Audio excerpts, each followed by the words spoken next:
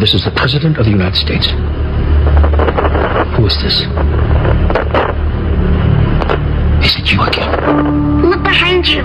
This is my private line. How did you get through? They're everywhere. All the time. We see them every day. But you have to look behind you. There is nothing behind me. How did you get this number? The spaceman told me. What spaceman? It doesn't matter. I'm telling you about monsters. Please, you must look behind you. Young lady, there are no monsters in the Oval Office.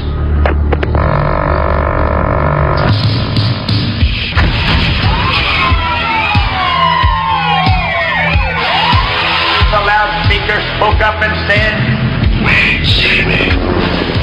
the loudspeaker spoke up and said, Wait. the loudspeaker spoke up and said, did you hear that? Give up. Give up. Give up. Give up. Give up. Wait, Sammy. Wait, Sammy. Wait, Sammy.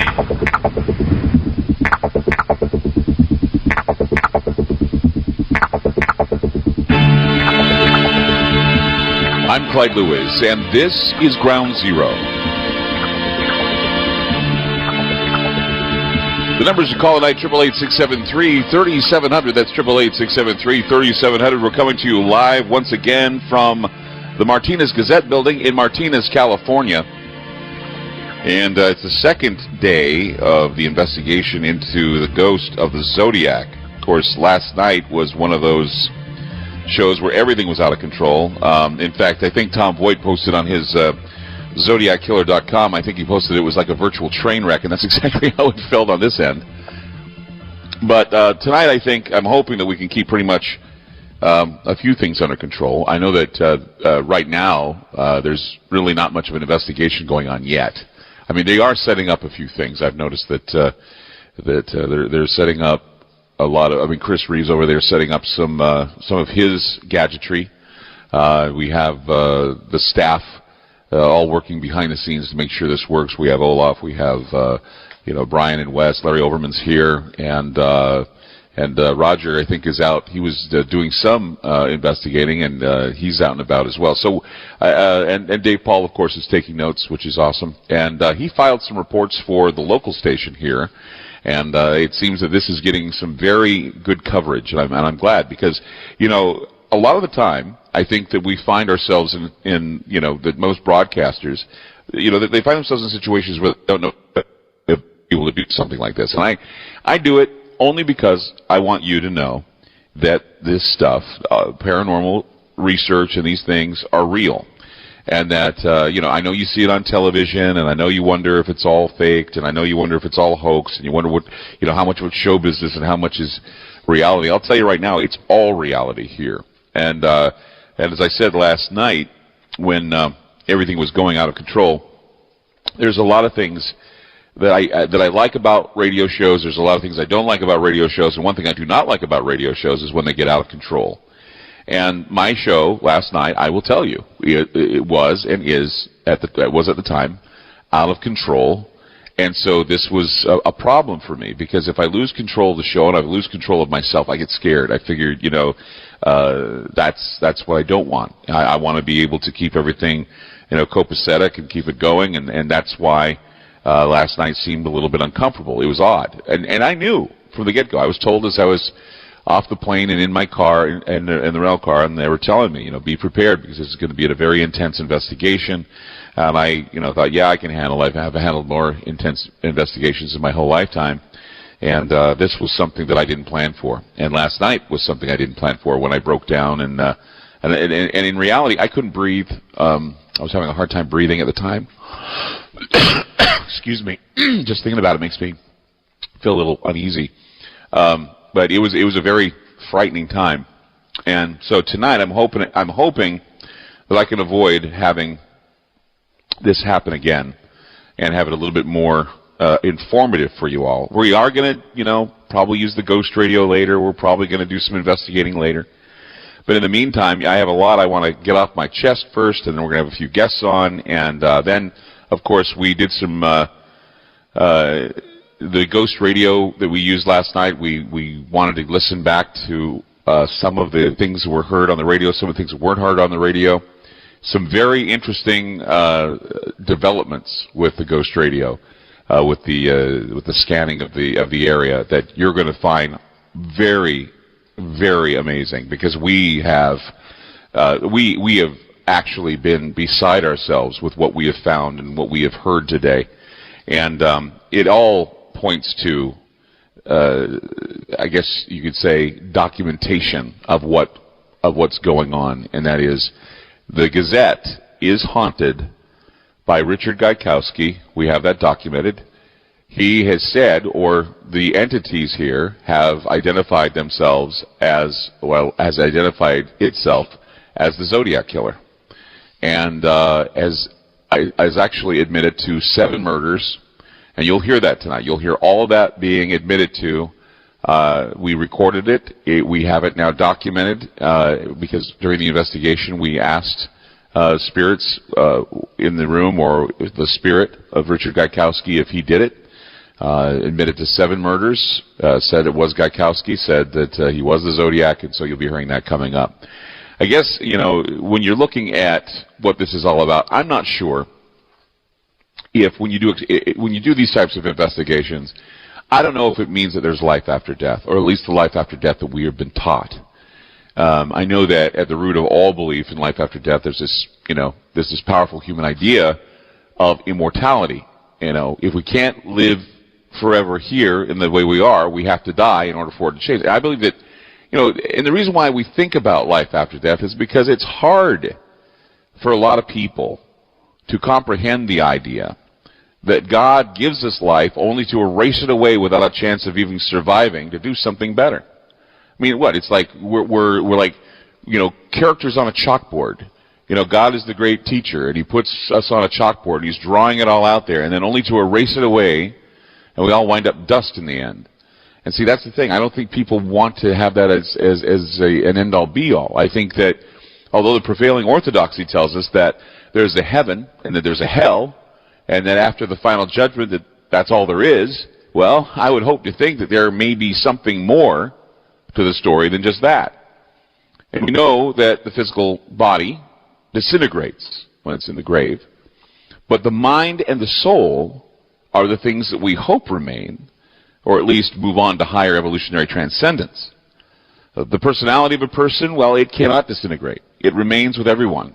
And the soul and the essence of someone has not the tangible matter to decay and rot away, so that's why we believe that among us are these spirits.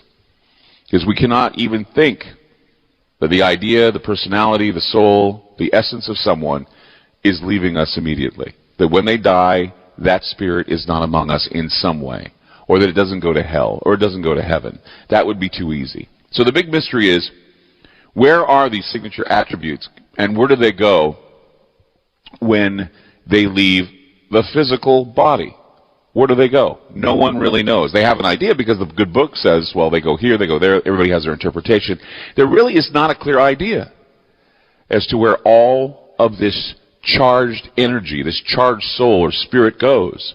Does it remain with the corpse? Does it linger and eventually appear somewhere else, creating what we call a haunting or an apparition, or I don't know, what we experienced here? Well, we have all been told that there's a Holy Spirit, and we've said that that's a spirit that you trust, and you evoke it when you're in the process of praying. However, other spirits, no. We're told that the Holy Spirit is the only spirit you talk with and you act with. Everything else is taboo. Anything, we're told that the only spirit in the realms of the spirit world that's wholesome and will not lie to us is the Holy Spirit. Everything else, well, you're on your own. You got to be careful. But see, I don't think that about what goes on here. And that's why I question whether or not, when you're doing these types of investigations, if what you are experiencing is life after death the way we know it. Or it could be that we are living in a spirit world. We are part of the spirit world, but we've covered it up so many times over with material things that we forget that there are spirits among us. And so the way we try and find them is using material things. And this isn't the first time that this has been done. I mean, Thomas Edison said that he wished that he had a device that he could use that would find the spirits, because back then they had table tappers, and he thought they were all idiots. He thought they were nonsense. He didn't believe in God, nor did he believe in the spirit world. But he said, look, if the spirit world exists, there's got to be some sort of contraption or something that would be able to have them speak back. And little do you know that he actually invented something that lets us hear ghosts, and that is the phonograph record. Think about it. How many times have you listened to a Doors album? How many times have you heard Patsy Cline's Crazy and thought, I'm listening to the ghost of Patsy Cline. I'm listening to the voice of someone who is dearly departed, who's left us, but we still hear their music and we still know that they're there. We see them on recordings. We see them in movies, and they're still alive on those movies, in those movie sets. It's because we were able to capture a little bit of the soul and put it somewhere into memory. All going back to the idea of morphic resonance that we talked about the other night. The idea that the earth has a memory, just like a film has a memory, just like a video has a memory, just like digital recordings have memory. We are in the middle of this huge electromagnetic vortex that has a memory. And what is in that electromagnetic vortex? The memory of those who have gone before us. And perhaps even the evil ones that linger to torment us. So, just a little philosophical stuff to start things off with. Still looking for the Zodiac, still wondering about why the Zodiac still haunts the Gazette building here in Martinez. That is why we're here. We continue the investigation coming up on Ground Zero. 888-673-3700. That's 888-673-3700. We have more to come. Don't go away. We'll be back. As the spirit was manifesting itself, and we were all, a number of people were completely shattered by it. And I had a lot of people not only tell me that they were praying for me, they were on my side. There were a few people who were telling me, look, you go into this realm, you're going to get in trouble. And I say to them, look, I've been in this realm before, I'm not worried. And what happened last night was something that has never happened before. I think that we're dealing with an entity that is far more aggressive than there's ever been. And I no longer, I don't necessarily believe that, even though this spirit in here is aggressive and appears to be evil, we know this. Okay, that's one of the reasons why we came here, is because we wanted to come to an area where it was active, so you could see that it does happen, that this type of stuff happens. But many religious individuals believe that other spirits are deceitful and that I'm being lied to and all this. And I say to them, look, this type of thinking is, it's based on, I'm sure, a lot of things that people have read in the Bible about familiar spirits. I know about this. I know about what familiar spirits are. And people tell me, well, if these spirits manifest in front of you, you're not to trust them.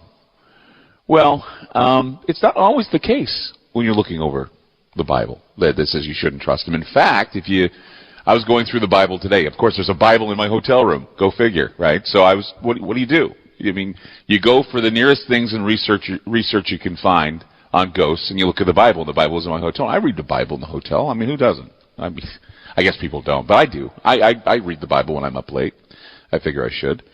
And I was reading a passage in John. It says, "Beloved, believe not every spirit, but lest the spirits, whether they are God, because many false prophets are gone out of the world." So, test every spirit, it said. Test it to make sure that it's not a deceitful one. Now, no one gives me the rule of the test, but I do know that it says that you are to test spirits, meaning that there are many spirits out there to test. And if you have the power to do so, shield yourself and give yourself the light so nothing will happen to you. It's also known, and I was reading about the whole situation in the Bible where I think it was when Jesus was walking on the water, and the disciples were a little bit scared because they thought that he was a ghost. And they called him an apparition, I think it says in the Bible. He said that we thought he was an apparition, which indicates that ghosts and spirits have been around for at least during Christ's time, which is interesting. And of course, you all know the story about Samuel and how Saul called him up from the grave, and he says, "Why are you calling me up? Why are you?" It's basically stating that it can be done. You can call these spirits out and bring them forward. And I've always cautioned, people to be careful. I'm very careful, at least I try to be. I know that people who are religious and think that ghost hunting and dowsing is evil, that's fine. They can think that. I disagree. I disagree that spiritualism or even the spirits themselves are inherently evil. I just know, though, that personalities carry over, and that's what I'm thinking. Is that if a personality dies, and it's a personality of aggression and as we see, a sadistic type of character that is here at the Gazette, then okay. We know this, and this is what we knew was going to happen. But of course, I have a lot of people and pastors and religious people who want so badly to force the letter of the law rather than focusing on the spirit of the law or the law that indicates that there are truly spirits that want to speak to all of us. And there's nothing wrong with testing them. That is, of course, if you do it the right way. Don't go around walking around with a loaded gun and start firing at everybody. That's not what you want to do. You want to be able to have safety and precautions and open yourself up to the light and all these other things. I know it sounds like New Age mumbo jumbo, but it works, okay? You really want to do it right, you have to call upon the light, because the light is the only way it's going to get you out of that darkened tunnel if something bad gets through. And something may get through that's bad. Not always, but sometimes. That happens. Because think about it. People were exorcised of demons back in the old days because, well, bad spirits or evil spirits were blamed for physical maladies. Oh, you're sick. You got a demon in you. We got to exorcise the demon out of you. That's what was the thing that they did back then. We have to bleed it out of you. Get the leeches, all the medieval thoughts about what demons are or what these entities were. And then after better understanding of what was happening to the physical body, we now know that constant negative states of mind and emotions can make us very sick. You have a bad attitude, you're going to get sick.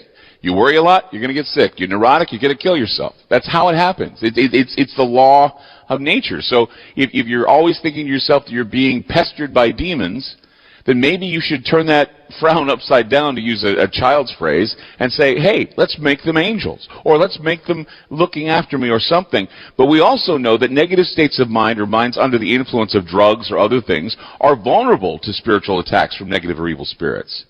And when troubled minds pile up and the zeitgeist is drug-induced and moral, and we're anti-moral, we're morally divided, or what have you, we can see how the consensus is literally opening itself up, inviting an evil spirit or something coming through.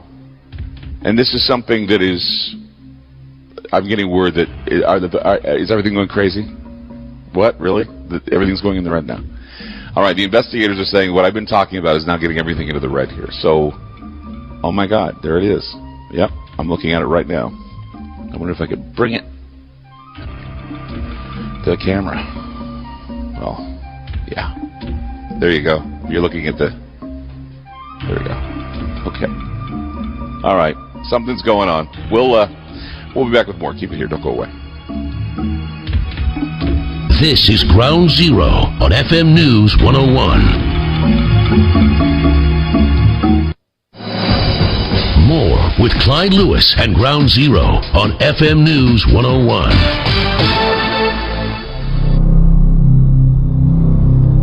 They called him the Zodiac Killer. 40 years ago, the mystery killer terrorized the San Francisco Bay Area. My horoscope is killing right now. Possibly killing as many as 40 people. Most Sanders scam ran in May '69. Be about 9 weeks before the first Zodiac.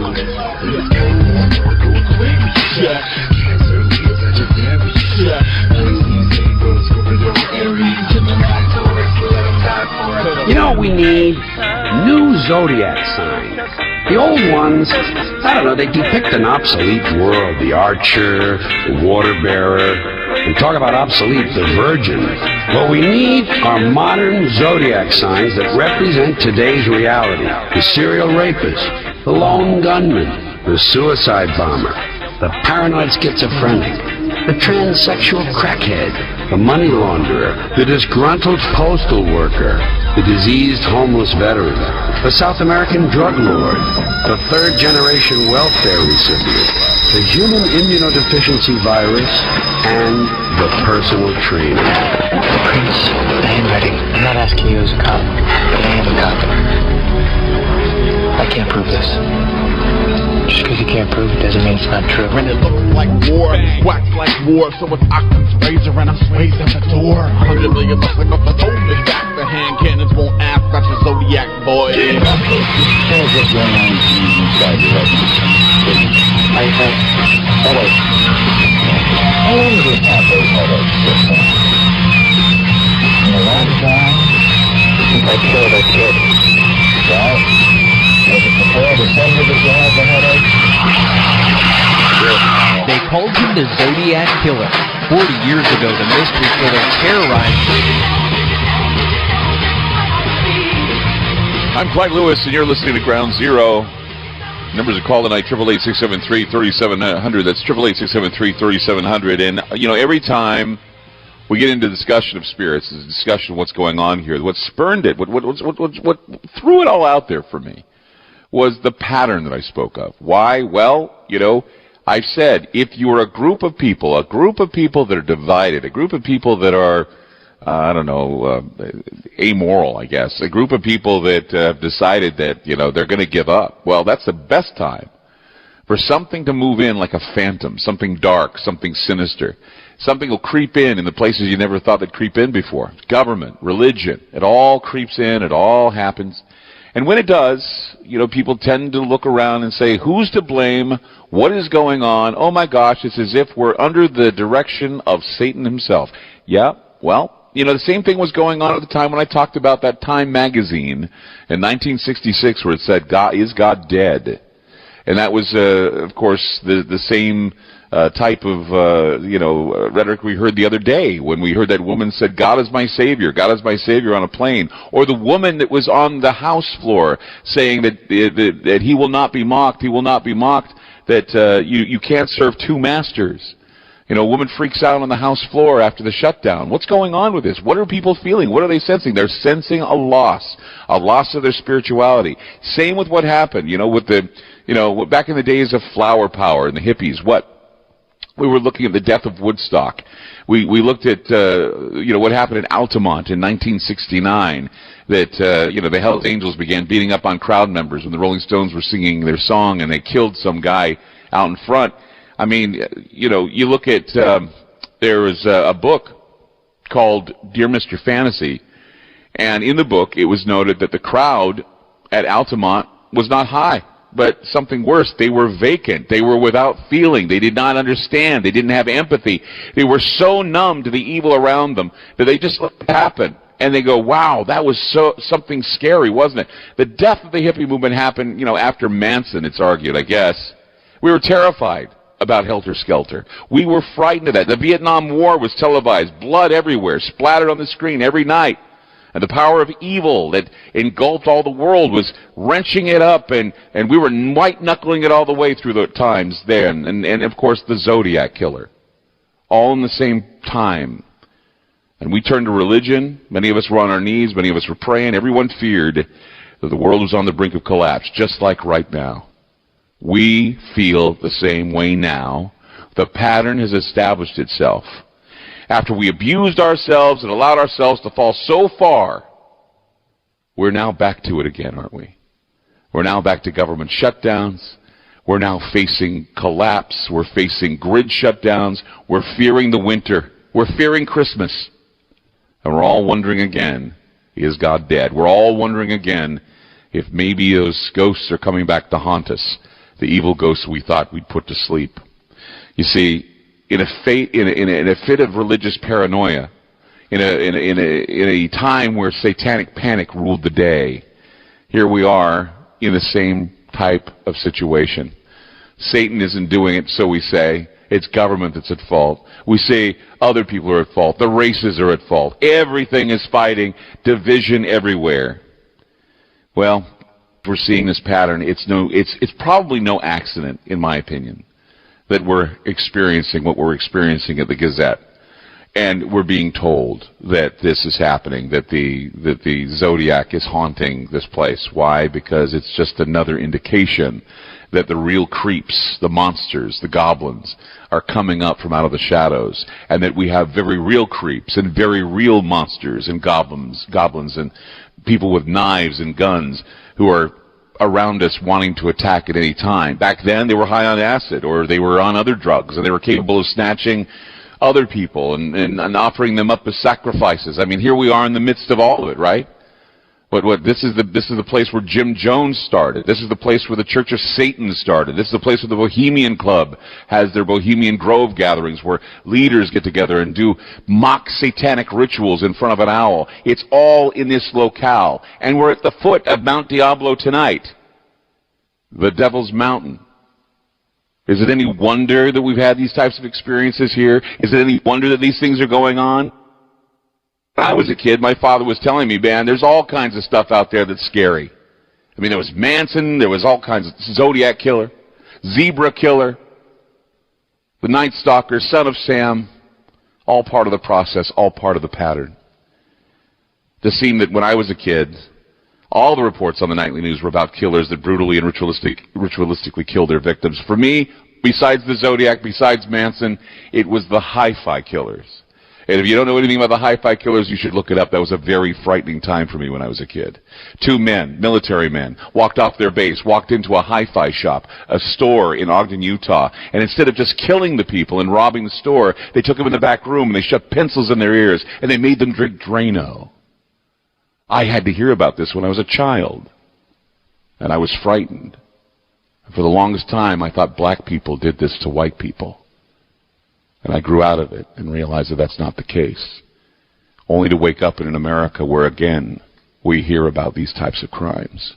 White on black, black on white, Trayvon Martin, George Zimmerman. It's all coming back, isn't it? Aaron Alexis, he said he heard voices, and he started shooting up the naval yard. We hear about this all the time, right? These people are crazy, right? Or are they just getting to the point where they're sensing that evil is lurking in the shadows? Is it any coincidence that we're here in Martinez tonight during a full moon that's about to be sucked up by the penumbral eclipse? Is it any coincidence that we found ourselves here tonight and that last night we had such a horrific experience in this building? I don't think it is a coincidence. I don't think it is at all. I think we live in times where we should be expecting this type of stuff.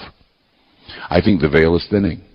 I think that those in power are once again doing what John Coleman spoke of when he spoke of all of the manipulations that were going on in the Committee of 300. You know, there were plans in the works for the longest time, according to Coleman, that they wanted to engineer the populace into accepting a controlled superstate. And the super government would come in and they would remove all of these evil beings, these evil doers, and they would take them away. We have terrorists now. We had the Zodiac back then. We had Manson back then. The Zebra Killer back then. Helter Skelter back then. The idea of trauma and fear was used by the Zodiac Killer. And as he was doing his dirty work, he believed that he was gathering slaves for the afterlife. He enjoyed the kill and said that man was the most dangerous animal. To quote the Zodiac, he says, and I quote, "I like killing people because it's so much fun. It's more fun than killing wild game in the forest because man is the most dangerous animal of all. To kill something gives me the most thrilling experience. It is even better than getting your rocks off with a girl. The best part of it is that when I die, I will be reborn in paradise, and those I have killed will become my slaves. I won't give you my name because you will try to slow down or stop my collecting of slaves for the afterlife." Now, in the afterlife, it seems that the Zodiac is not resting. He's now haunting the Martinez News-Gazette paper building, and here we are tonight to experience it once again, to test the spirits that we've told that we can test according to biblical writings, to find out if there is a reason why the darkness is gathering again. That's why we're here, you know. It's not just to tell a story. It's to find out the truth. It's to find out why this specter of evil has risen again, why people are experiencing the Zodiac again. I mean, I was asked to come investigate this place after a synchronistic viewing of the Zodiac, the Fincher film, and I decided to be great to come out. And last night you heard from Central Valley Paranormal. You heard that the former editor of the Gazette, Richard Gaikowski, who died in 2004, was haunting the building. Some people, Tom Voigt and others, believe that Richard Gaikowski was the Zodiac killer. And I must say that for the first time in my life, as a paranormal investigator, I have never been involved in a case that has left me more terrified than what happened here at this Gazette building. I know a lot of people heard it last night. I know it was talked about in a lot of people's offices. We received a lot of mail, a lot of calls from old friends wondering if I was okay. I want to tell you, not okay. I had a good night's sleep. I was taken care of by my staff. They saw to it that I would be taken care of, and I was very grateful for all they did for me. They helped me when I needed them, and they were there all day for me today. And I was very happy that I was able to be here, and that's why I'm here again tonight. I said we will persevere, and we will have guests on to talk about what they've heard, those who are very close to the case. Since we're here, we might as well. And kind of open, more conversation about what is going on here at the Gazette building. I want to tell you that tonight we're going to be introducing you to some people on the show. Some people you've heard. For example, we're going to be having Tom Voigt on the program. And we're going to be hearing from some others as well. Also, if you want to stay tuned, we're going to be playing back for you some moments where we were doing investigations and certain names came up and certain questions were answered. And today, as we were doing the research, and as witnesses standing around me, all of us received a whole lot of chill bumps because we didn't realize what we had. We didn't realize what we've stumbled onto. I can tell you now that we have it documented that whatever is haunting the Gazette believes that it is the Zodiac killer. Whether he's alive or dead is anyone's guess, but we think that we've got something, and tonight it's really going to chill you. 888-673-3700. That's 888-673-3700. I'm Clyde Lewis. We are live in Martinez at the Martinez Gazette building. Coming up, more from Ground Zero. We'll be back. This is Ground Zero on FM News 101. More with Clyde Lewis and Ground Zero on FM News 101.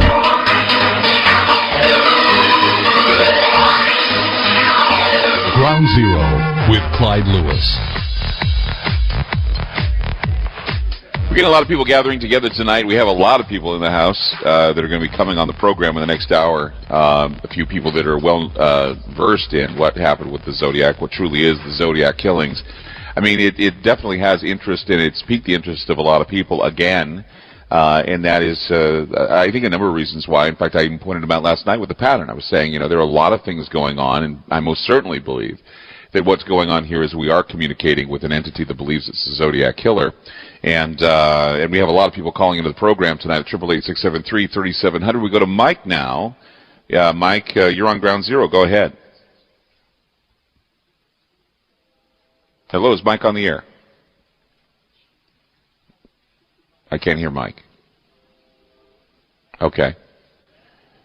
All right. Well, I guess we're having some technical difficulties here with that, but I hear Mike. We'll get to Mike in just a minute. But as I was saying, the investigators have, even though, and that's one of the reasons why we're back tonight, that even though the investigation has brought us a lot of interesting things, I certainly believe that there's nothing definite.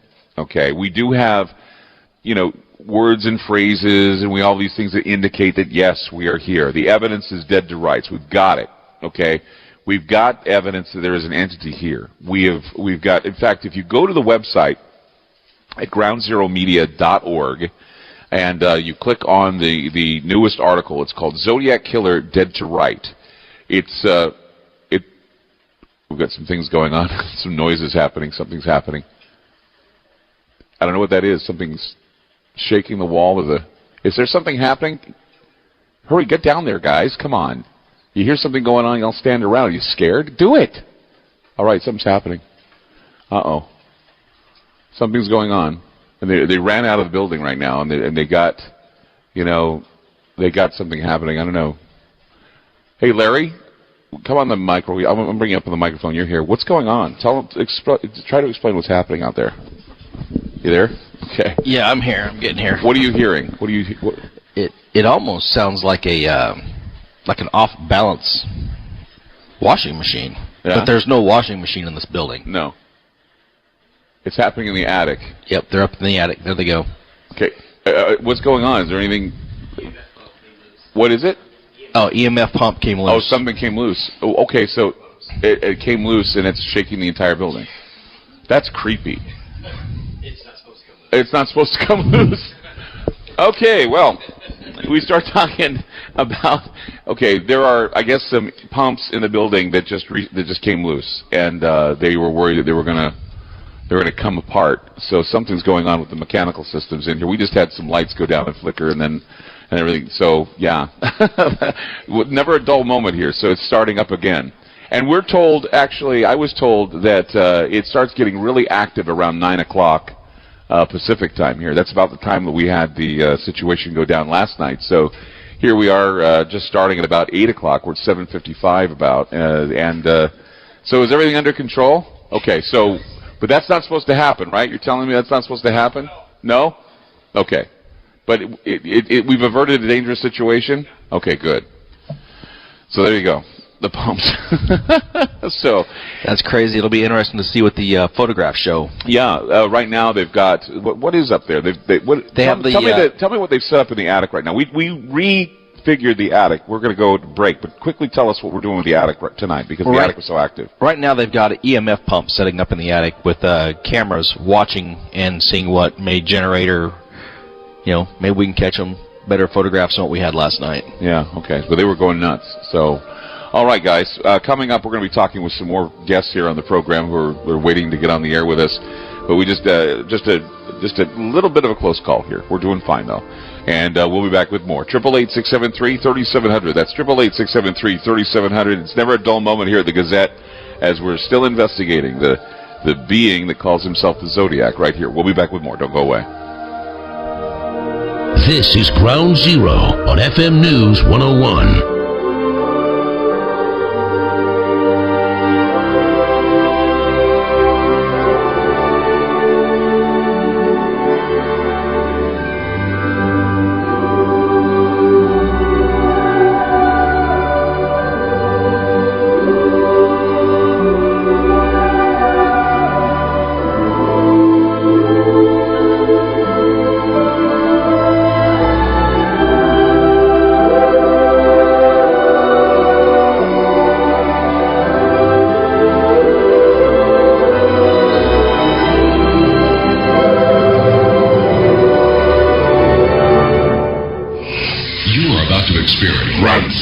An on-speaker experience.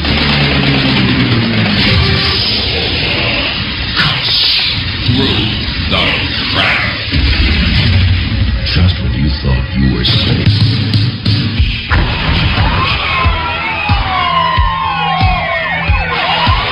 The loudspeaker spoke up and said, Wait, Jimmy. The loudspeaker spoke up and said, Wait, Jimmy. The loudspeaker spoke up and said,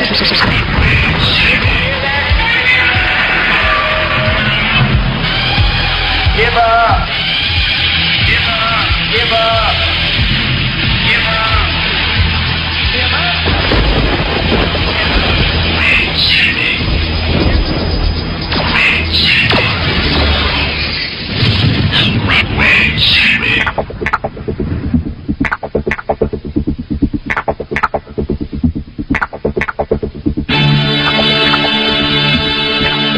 I'm Clyde Lewis, and this is Ground Zero. Tonight we're coming to you live from the Martinez Gazette newspaper building in Martinez, California. This is the old stomping grounds of Richard Gaikowski. Of course, Richard Gaikowski has been fingered as one of the suspects in the Zodiac killer case, and we have decided to make this a two-day event, being here in Martinez, California, right at the foot of Mount Diablo, and we're here as guests of Central Valley Paranormal, and we're here tonight to once again explore whether or not this place is haunted by Richard Gaikowski. And as I said earlier, I guess it was a week ago, when I was on the air with Tom Voigt, one of the things that really had me really intrigued about this whole case was that Netflix had released the David Fincher film, The Zodiac, and I decided, I saw the film in theaters. I liked it when it was in the theaters. I wanted to watch it again, and I did so. I watched it on Netflix, and I got a phone call from Olaf Phillips, who, of course, has written for Conspiracy HQ. He's written for Paranoia Magazine, and he's been a good friend of mine for some time, also a producer of this show. Many things that he's produced for Ground Zero have always been remarkable. And he called me and he says, "Hey, I got something for you." And I go, "What's that?" And he says, "How would you like to go on a ghost hunt in Martinez, California?" I said, "Why would I want to go to Martinez, California?" I go, "Why don't we go to San Francisco? I mean, it's a better place to hang out, right?" I thought. And he says, "No." He says, "Listen." He says, "You need to pay attention." I says, "What's going on?" He says, "Well, there's a ghost that's haunting the Martinez Gazette building." And I said, "Oh, okay." I'm thinking, sell me on this. Don't just give me this ghost in this old beat up, newspaper building. That's what I was thinking. I mean, I was thinking, I know the train station here is haunted, and it's beat up and it's kind of decrepit. And I'm thinking, I can just imagine we're going to be going into this thing. I'm not as spry as I used to be, Olaf. I mean, gosh, I just got over cancer. I'm not going to be able to jump down, roll around, and do any kind of investigation. But he says, no. He says, listen. He says, it's haunted by the Zodiac killer. I'm like going, you got to be kidding me. I just was watching the Zodiac movie on Netflix, and I think that's amazing. And I said, but how is it that the Zodiac killer is haunting this locale? And he said, well, do some research. I think you'll find out that we're on to something. So I typed in Zodiac killer, Martinez Gazette building, a number of things, and this name, Richard Gaikowski, comes up. And I remember in the film, Darlene Ferrin, who was one of the victims, had this party that she brought people over to her house to paint. And at the party, the guy that she was with, they went to this secluded area, I guess in Vallejo. And while they were there, she made mention of the fact that there was a man who pulled up behind them, and she says, "Oh, it's just Richard." But in the movie, it was Richard Marsh, not Richard Gaikowski. And I'm thinking, this is kind of weird. And then all of a sudden I see Richard Gaikowski was the former editor of the Martinez Gazette. And I'm wondering, oh my gosh, he's a Zodiac suspect. I called Olaf, are we investigating whether or not Gaikowski's haunting the Gazette? He says, yeah. And I go, this is amazing. And then, of course, it led me to Tom Voigt's research, who has been doing this for a good long time, brought him on the program immediately, brought him last Friday on the program, and then Tom dropped a bomb on me. He says, Clyde, I know you didn't do this on purpose, but tonight is the 44th anniversary of Paul Stein's murder. Paul Stein was a cab driver who dropped the Zodiac off on Cherry Street, and the Zodiac shot and killed him, and then ripped off a piece of his shirt and gave it to the San Francisco Chronicle with blood all over it.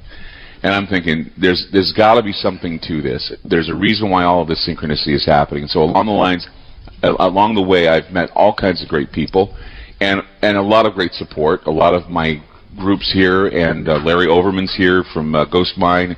A lot of people here to record this event, and so I decided for this hour I wanted to bring on two people that shined on Friday's shows. Of course, Tom Voigt himself, who was the guest.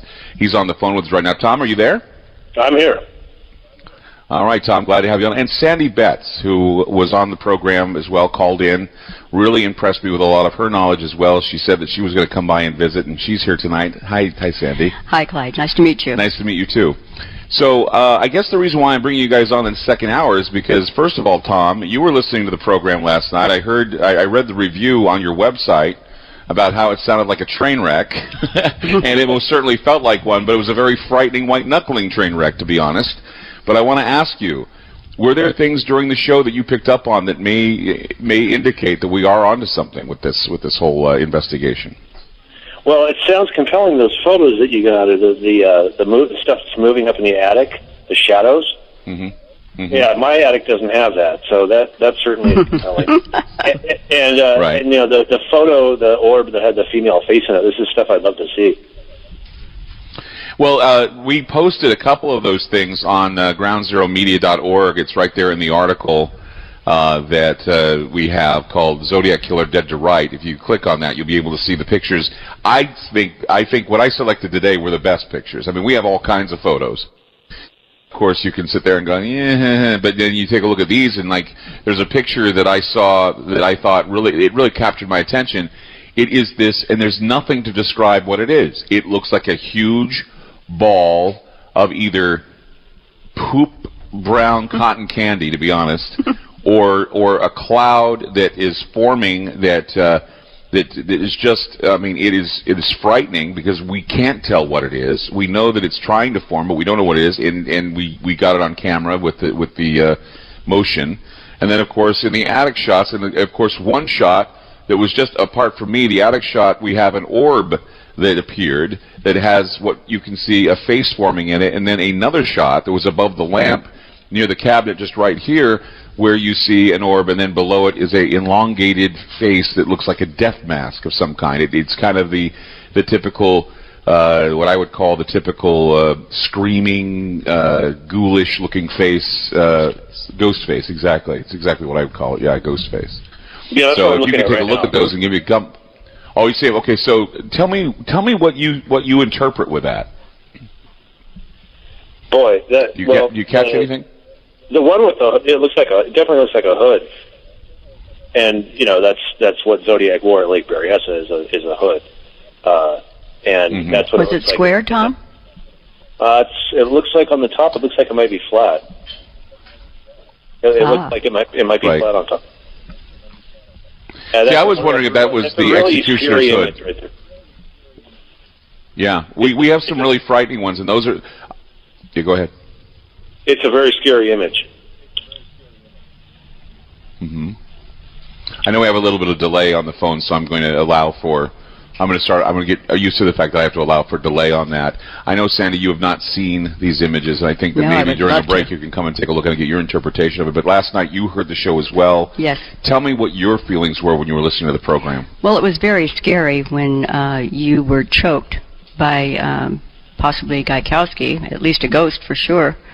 And that the crew that was here said that you turned pale white, and you were very, very cold, and felt near death. That was a pretty scary moment, I think. I have never, and as I said to everyone here, I have come in contact. I've had all kinds of investigations into situations where I've had like dark entities appear.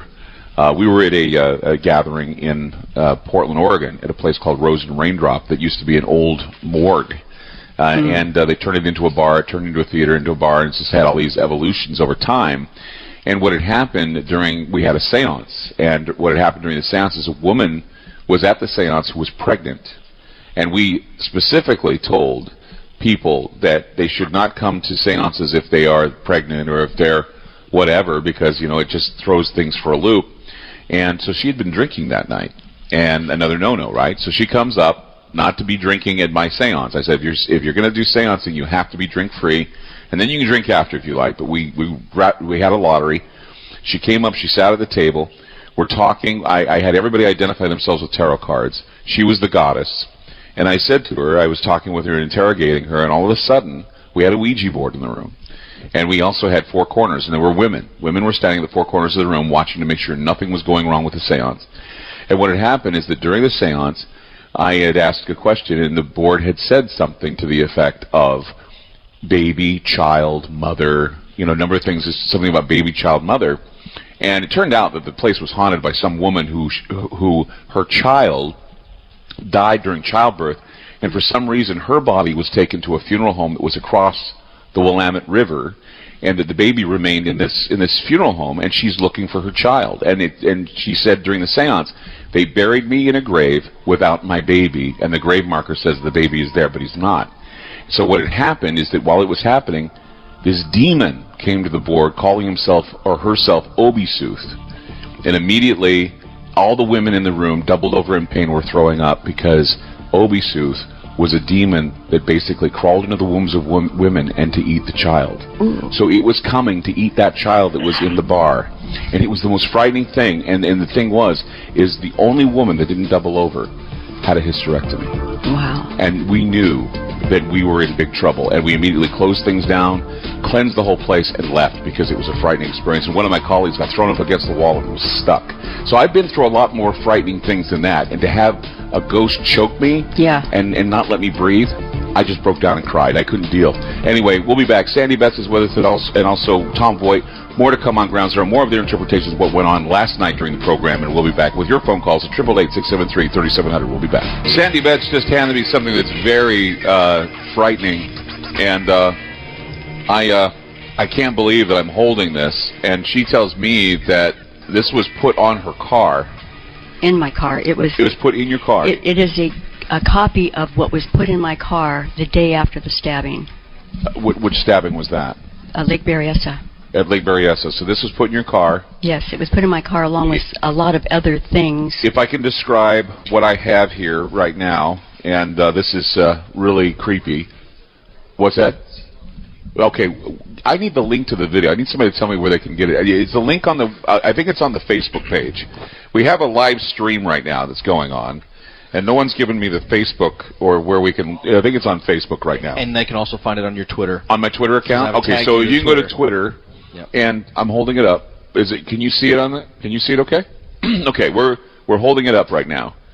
What you're looking at is what Sandy just handed. He said it was put in her car. It was a copy of what was in my car. With a copy was what in her car of the hood and the dressing of the Zodiac, or what it was said that what he wore in Lake Berryessa was the executioner's hood, and of course the Odin's cross on the front, which I'm holding right now, and it's giving me the creeps. And it looks like stitching, doesn't it? But it's not. It's not stitched. What is it? I did it with paint. That's what it looked like, what I had gotten in my car. I knew that when I found it, I thought it was, I had no idea. You know, I was going through a divorce, had 5 children, and I wasn't watching the news, wasn't reading the paper, so I didn't get to know what the costume looked like. Mm-hmm. Weeks before, sometime during that summer, my clothesline was stolen, which was white hollow core clothesline. Mm-hmm. But I totally forgot about it. I mean, no big deal, you know. But like 15, 20 years later, somebody buys me a brand new package and puts it on my porch in Antioch. Then the bells went off. As soon as I picked it up, I went, oh my God, I forgot. My clothesline was stolen that summer. So it wasn't an accident that this costume was put in my car. It was put there on purpose. And I'm thinking, what could the purpose be? You know, and the only thing I could think of was, my husband was a bartender at the Coronado Inn where Darlene hung out, and he was very good looking. Maybe he went out with Darlene, I don't know. But I feel that the Zodiac was trying to frame my husband and put this stuff in the car thinking that I would spot it and take it to the police. Well, dumb blonde me, I had no idea. I thought it was a stupid Halloween costume 4 weeks early. So you knew Darlene Farron's family, didn't you? After the fact, yes. Okay. But according to her family, the family says that they used to hear my name, that the mother and father would say, we saw Sandy Betts today. Because I also worked at the Coronado where Darlene hung out. Mm-hmm.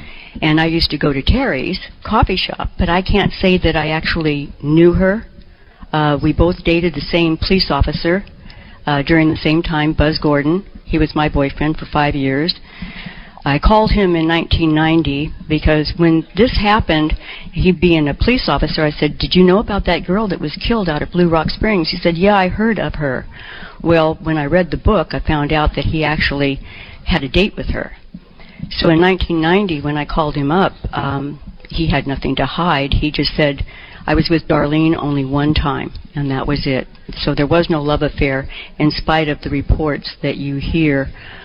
Different people that were supposed to have interviewed him. The person that interviewed him said that he would work for the sheriff's department. No, he worked for the police department in Vallejo.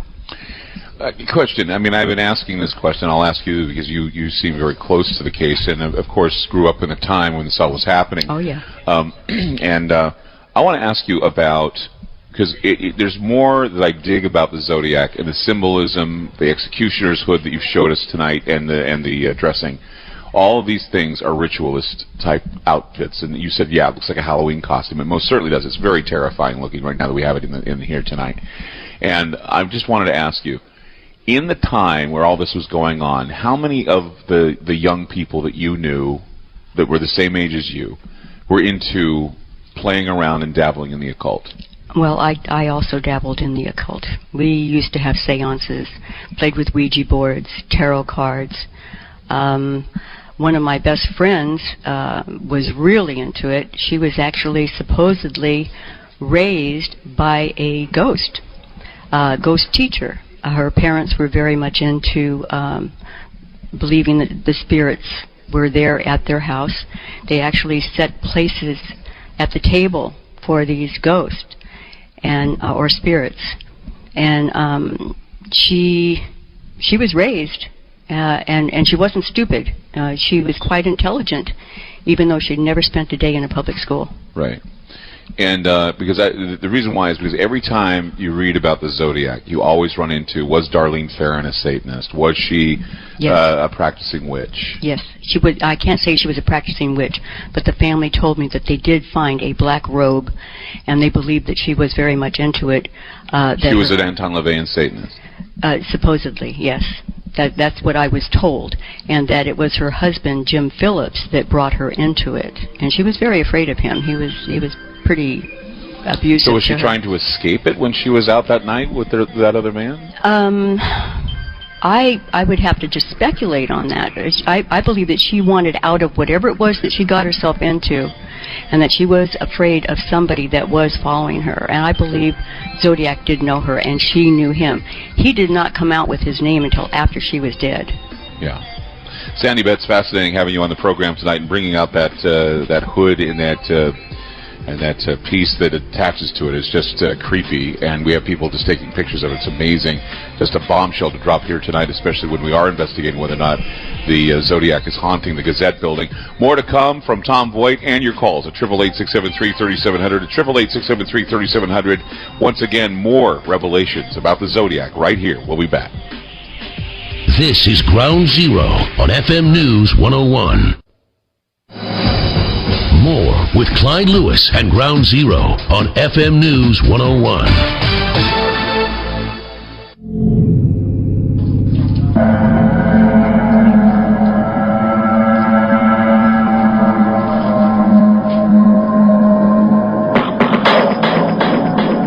This is the Zodiac speaking. Up to the end of October, I've killed 7 people. I have grown rather angry with the police, for they're telling lies about me.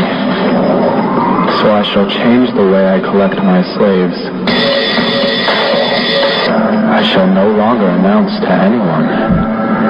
When I commit my murders, they shall look like routine robberies, killings of anger, and a few fake accidents, etc. The police shall never catch me, because I have been too clever for them. Tell us what's going on inside you right now, Sam, please. I have headaches.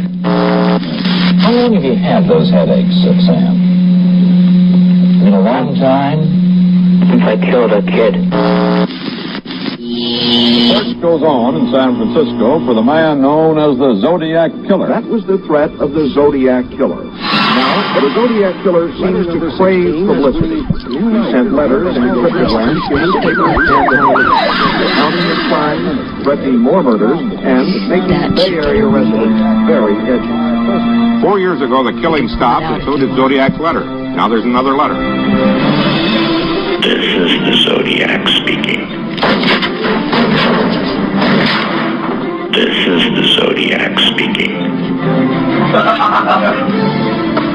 This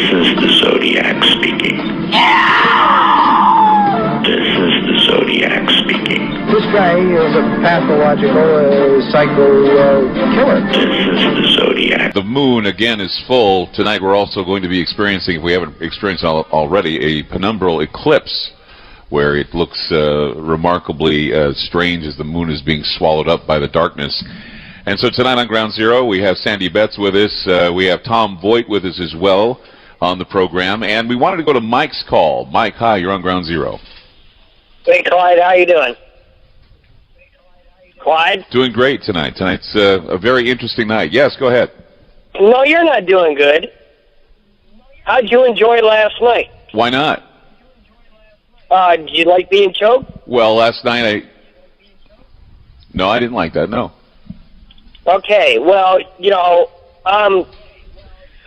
hey, listen, I'm not a Bible thumper, but I'm calling to tell you you're in trouble. Why am I in trouble? You're not dealing with the Zodiac killer. You're dealing with a demon you picked up in New Orleans last year on Halloween. Remember that? I never went to New Orleans. Yeah, you did a show in When New was Orleans I in New Orleans? last year. No, I didn't do a show in New Orleans last year at all. No. I've never been to New Where Orleans, were you actually. Halloween last year? I was actually with a group of people at Fat City. We were at Fat City, actually talking with the ghost of Humphrey Bogart's wife. No. Yeah. Fat City was not New Orleans. Fat City was a restaurant in Multnomah Village, Oregon, and we were talking with the ghost of Humphrey Bogart's wife. Okay, and what did you pick up? We didn't pick up anything except we thought, at least Zoe thought, that we transferred a lot of the ghosts by what is known as a Dybbuk box. We had Kevin Manis there to do a prayer, and he brought all the spirits together in one box like you've seen in the movie The Possession, and we took them by hearse to a cemetery and released them. And no females there got sick, right? Nope, no females got sick. And matter of fact, nobody got sick. In fact, we heard a lot of audible EVP that was interesting. One saying, "Don't take me out into the cold." There was another one that says, "The violence." There was another one that identified herself as Humphrey Bogart's wife, and that she drank herself to death in the apartment upstairs. It was a flop house in the 30s and 40s, and she committed suicide up there. You picked up something out of there, and it's following you. How do you know this? Because I know. Well, that doesn't tell me much. I mean, Well, just because you know doesn't tell me. I mean, I don't. Yeah. No, you know what tells me much? What? You got choked last night. I That know I got doesn't choked happen. last night. You know why I got choked last night? I got choked last night because the investigators that were there doing the investigation decided that they were going to take on the spirit, and they told him that he was a coward. And instead of showing cowardice, he came up to me and decided he was going to choke me and bring me down. Demons do not reach out and touch you unless they have a plan. Well, yeah, they had a he had a plan to make himself known. I'm on a radio show. What's that? I said, when they reach out and they touch you, you're screwed. Yes. You were touched. No, I'm not. Yeah, you are. So I was touched. No, it was to get the attention. It was to get the attention of the listeners. That's why he did it, because he was an arrogant. He was an arrogant spirit that wanted people to know that he was there. I'm going to have fun. I'm going to have fun listening to this happen. It really doesn't matter. Listening to what happened? You're going to have fun listening to what happened. Uh-huh. I mean, you really think that the Zodiac killer, you're dealing with that? Yep, I have evidence. I'm going to play it in the third hour. I have evidence to show that it is. I have evidence, yes. Anybody can say anything, including me, correct? Yeah, I know, but I'm not just saying anything, All right, Mike. And I know, okay, when and I know you're you think you're being dealing with powers, when you're dealing with powers beyond your control. They're not beyond my control, Mike. They're not beyond my control, Mike. I say they're not beyond my control. You see, That's you're calling thinking... That's it. What's that? That's arrogance, and they count on that. Dude, They absolutely I'm not love that. stupid. I've been doing this for 18 years. I know what I'm doing. And last night And was you got something that I had no control over. I never have been. Yeah. I had an you assistant got that was thrown up choked. against the wall by a demon too. You can't tell me that he's been affected and he's going through his whole life worried that there's a ghost chasing him. That's a paranoid viewpoint. You can do things to not have things happen like this. arrogance. You Last should never night the be guard touched. was down and that's why it happened, dude. What? No, you should never be touched if you know what you're doing. And if you know what you're doing, you'll leave it alone. Okay. You go ahead and think that way. You need to understand that it not only touches you, it touches the people around you. Everybody that's in this room right now is here of their own free will, and Sandy Betts has gotten she's gotten closer to the Zodiac than you'll ever get close to. Zodiac's a You understand? joke. Zodiac's a is joke. It's just a name, a label you give it. That's you. I didn't give it that You've label. given it a label. I didn't give it that label. You've chosen to give it a label in a name. I gave it that name. Yeah. That How is old not are what you? it is. How old are you? How old am I? Yeah, because if you think I gave it the name, I suggest you check out history, Mike. Our conversation is done. 51. I remember watching on the news about the Zodiac. Do you? Then why are you saying I'm making it up? It's just an entity that you have labeled the Zodiac. It's all the same. You're done. It is something. You're done. Yeah, that's the thing, is that once again, and this is what happens, we have people who call the program, and they think they know. Oh, I know what's going on with you. You don't know what's going on with me. What happened last night, and I'll explain it plainly for everybody to pay attention. What happened last night is that I had no idea what was going on with the investigation. As the investigation was going on, one of the ghost hunters decided they'd call on the spirit. The spirit got aggressive and came after me. He first came through Crystal because she started breaking down and crying, and then it hit me and I felt like I was going to pass out, and I felt helpless and I cried. So that's why it happened the way it happened. It has nothing to do with something that followed me in New Orleans. I mean, from the very beginning, your argument was full of holes. If you're going to call the program and you're going to make up stories, make sure you get your stuff right, because you're going to come off sounding like a lunatic. And believe me, Mike, you did. Tom saved me here. You heard Sandy, and I know last night we were asking a lot of questions of the box, and we're going to play some of that coming up. You were asking about Eric Coy, and also there was a story that was written by Crystal, actually read by Crystal out of the newspaper that we had Richard Gaikowski write about. He would rather watch a movie called The Rape than have Thanksgiving turkey. What were you thinking when we were talking about that last night? I was put in contact with a woman who, back in late 1969, had told her friends that Richard had actually raped her. And I was put into contact with that woman very recently, and she said that was a true story. So, and in fact, Richard wrote other articles where, as late as even when he was a mainstream reporter, he would review these beach blanket teenage movies, with Annette Funicello and so forth, and he would refer to the women as being willing prey. And I mean, he would watch these innocent movies, and he'd come out of it with these bizarre reviews where the women they wanted to be, all this stuff to happen to them. And I don't know why he got this stuff published, but he did. And it was really bizarre stuff. But it's interesting that he would make that comment, because I did interview a woman that said as far back as 1969 that he had raped her. See, I don't understand, Tom, why, and in fact, when Crystal read me that, I was shocked. I could not understand why that was even published in the Martinez Gazette, because I heard that and I'm like going, wait a minute, did he just say that he would rather view a movie about rape than have Thanksgiving turkey? He says all I got was turkey and stuffing for Thanksgiving. And I know that he was thinking that sounded like humor, but it kind of sounded like sick and twisted in a way. Yeah, that sounds a lot like him. I wasn't surprised when Crystal mentioned that. And you mentioned the box as well. If there's any way that someone could mention the town of Miranda, that would be great, because that's a key place, the town of Miranda in northwestern California.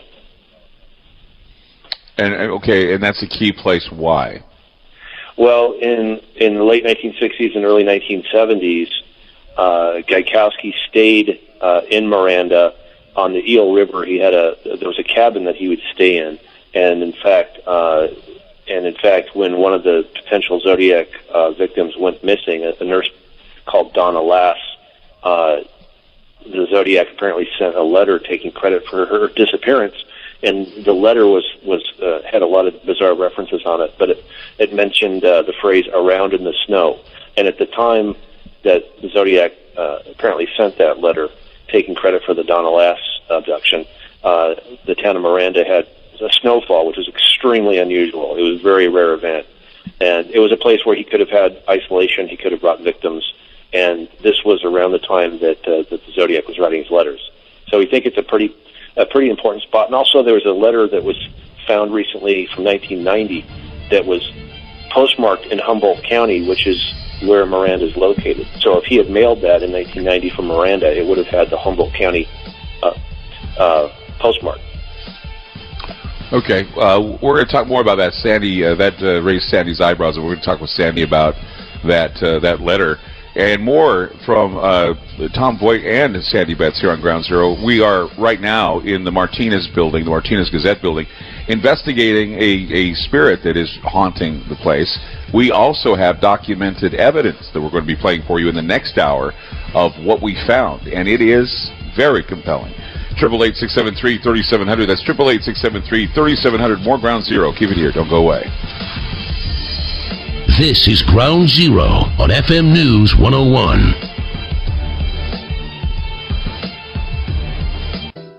Loading the kids in the car, brokering peace in the back seat, mastering the snack handoff without even looking.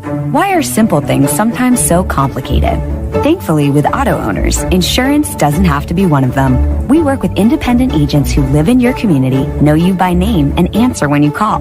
They keep insurance simple, so you can worry about more important things, like figuring out what's growing in that cup holder. That's simple human sense. Ask your independent agent if auto owners make sense for you. Thinkorswim by TD Ameritrade isn't just a trading platform. It's an entire trading experience with innovative tools and services at your fingertips. It just might change how you trade forever. Experience the next evolution of you as a trader at Thinkorswim.com. More with Clyde Lewis and Ground Zero on FM News 101.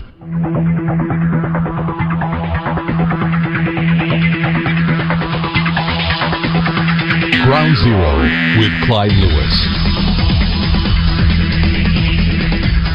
Tom Voigt's with us tonight on Ground Zero, along with Sandy Betts. And Tom, you brought up that letter that I guess Sandy's presented to me, the one that was, once again, where was this letter out of? Eureka, California. And what's interesting about this letter, and I was looking it over, what I find interesting about the card, and you've probably seen it as well, it says, "From your secret pal, can you guess who I am yet?" Well, look inside and you'll find out. And I look inside and it says, "I guess I'm just going to keep you guessing." Mm-hmm. Can you guess who I am yet? Who am I? Zodiac. Yeah, it's pretty bizarre. You seen that card, Tom? Oh yeah. Oh sure. In fact, it was discovered in 2007 by a reporter for the San Francisco Chronicle, where it was originally mailed to, and the reporter took a picture of it and emailed it to me and said, "What do you think? We found this in our files, and it's legitimate. It looks legitimate." And so I was probably the second person in 17 years to lay eyes on that thing, and it just really brought me to my knees.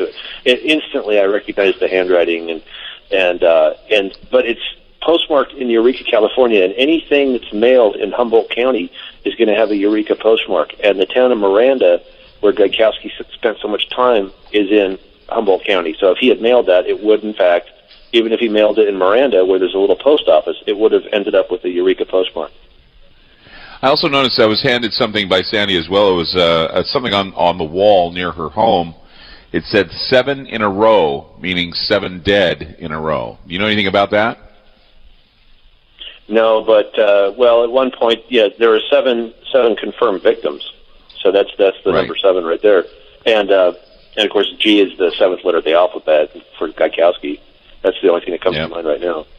Interesting. Let's go to Daryl calling in from New York tonight. Hi, Daryl. You're on Ground Zero.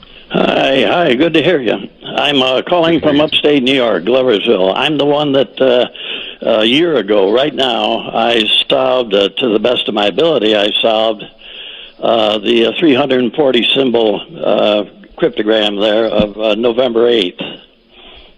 And I put an ad in on the, I believe it was the 21st of December, and I put 4 ads, 3 more ads after that one in the Chronicle.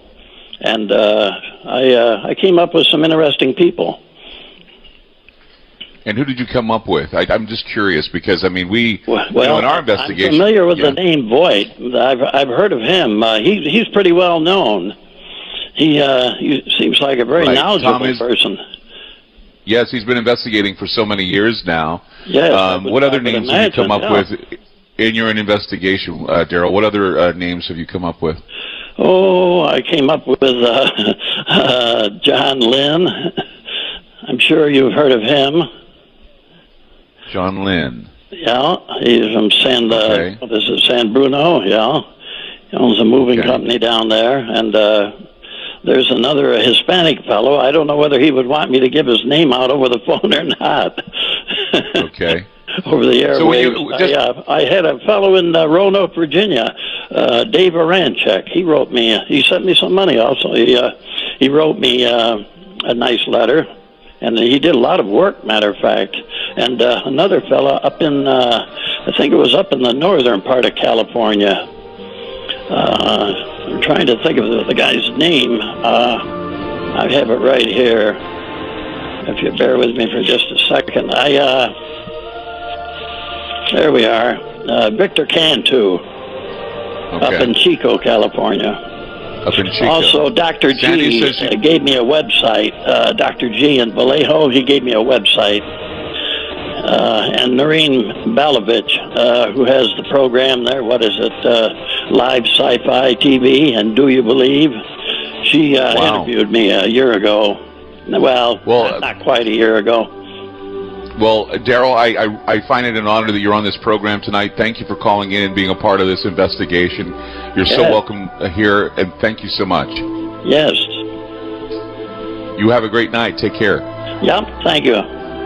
Good night. And that's great. Daryl calling from New York. He solved one of the cryptograms, one of the ciphers. We'll be back with more with the ghost radio sounds, and we'll get some interpretations from Sandy and from Tom coming up. Don't go away. Some of the scenes you will witness may appear to border on fantasy. Stand by. You have 5 seconds. 5. Information is free. 4, 3, there is hope. 1.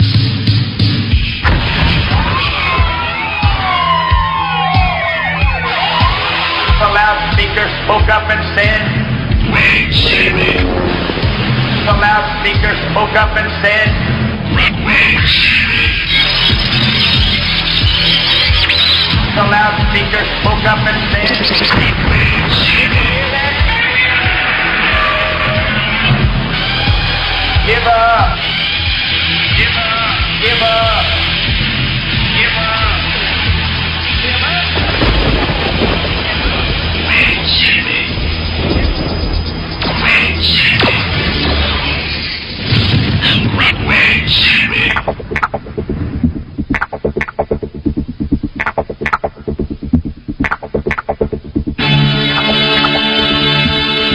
I'm Clyde Lewis, and this is Ground Zero. I just got a phone call from my fiance, who is very concerned about me. And she's getting a vibe off you, Sandy. She says that she's getting a vibe off you, and she's described you to me, and she described you to a T. Wow.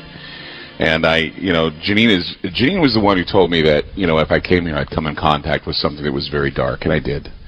And it was, and I don't know if she knows, because, sometimes she listens to my show and sometimes she doesn't, but I don't know if she knows what happened to me last night.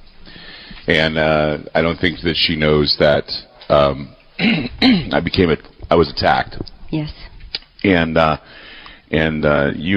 after what you heard in the description, what happened to me. Oh, yeah. And a lot of people are saying that they've seen the video and they were also concerned. And the thing is, I was watching the video myself, And it was odd because, you try to keep your composure, and that's what I tried to do. I tried to keep my composure, and it was hard to do. And what made me cry wasn't the fact that I said I was scared, but I was scared only because of the fact that I felt as though that I was about to die. I know. And in fact, for those of you that don't know, last night when we were doing this investigation, what had happened is that during the investigation, the ghost hunters, the ghost investigators were calling on the ghost and becoming very aggressive with the ghost. And I had no idea this was going on. They were doing it on their own. And so when it happened, first of all, Crystal was affected.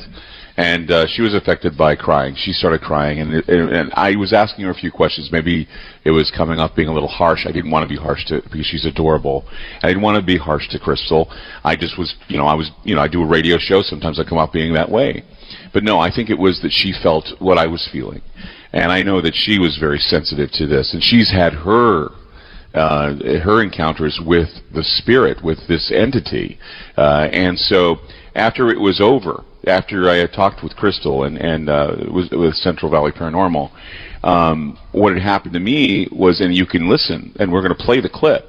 It's the panic. I call it the panic because you hear me trying to keep my composure, but you're also hearing me trying to breathe, and I can't breathe. And you see in the video that was posted online that I have to leave the table. I go outside, and I have to actually get my composure outside near a tree, and it was the only thing I could use to position me because I felt so tired and so weak that I could not stand. And then finally I came back after a drink of water and feeling okay. I was back on the air and doing it again.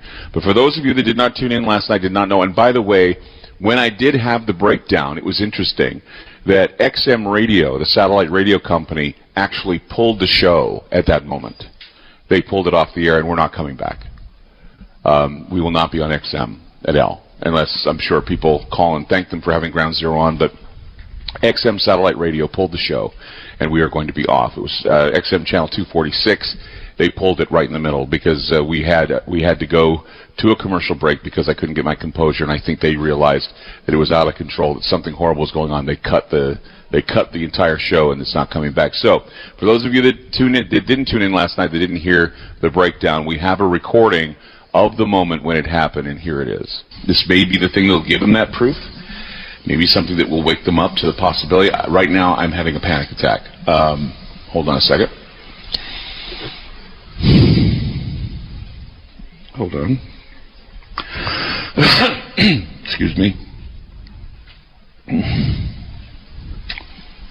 This is not good. What? Am I going to be okay? I don't know if I'm going to be okay. Where is everybody? Are they going to come in here? Are they monitoring anything? I mean, I feel alone here. I don't know. Okay, hold on a second. I'm sorry. What is going on? Something's happening in the room. What's going on? Are you feeling anything? You're feeling something too? Something's going on. Where are the guys investigating? Get them in here. Something is going on.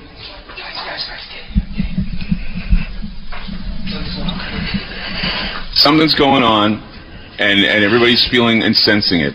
What do you got? Here? I don't know if it's here. Ask the question. Richard Gaikowski, if you're in the room, show me that you're here somehow, because I'm feeling a little weird and uneasy right now. I'm pegging out where? Show me the other meter right now. Does anybody, do we have the live stream up right now? Do we have a live stream, Olaf? We do? Okay. Do you have a URL I can give to people? It's on the Facebook page? Okay, on the Facebook page right now we have a URL.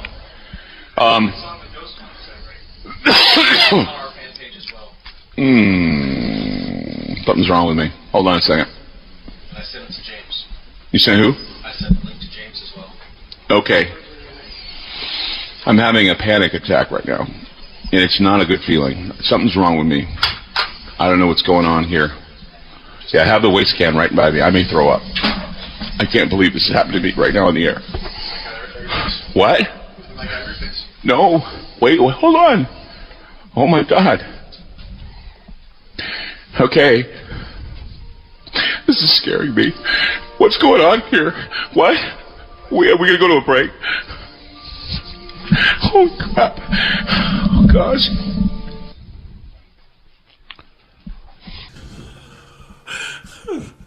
I'm sorry. I'm sorry. Yeah. I'm gonna break in and wrap it up. Okay, please break in and wrap it up. I'm sorry. Something's going on here, and it's scaring the hell out of me. Oh my God. Ladies and gentlemen, you're listening to a live broadcast of Ground Zero with Clyde Lewis from Martinez, California. An investigation into the Zodiac Killer has taken a disturbing turn. We have another hour broadcasting nationally. If you want to call 888-673-3700, get involved in this episode. We will be back with more with this harrowing tale. This is Ground Zero.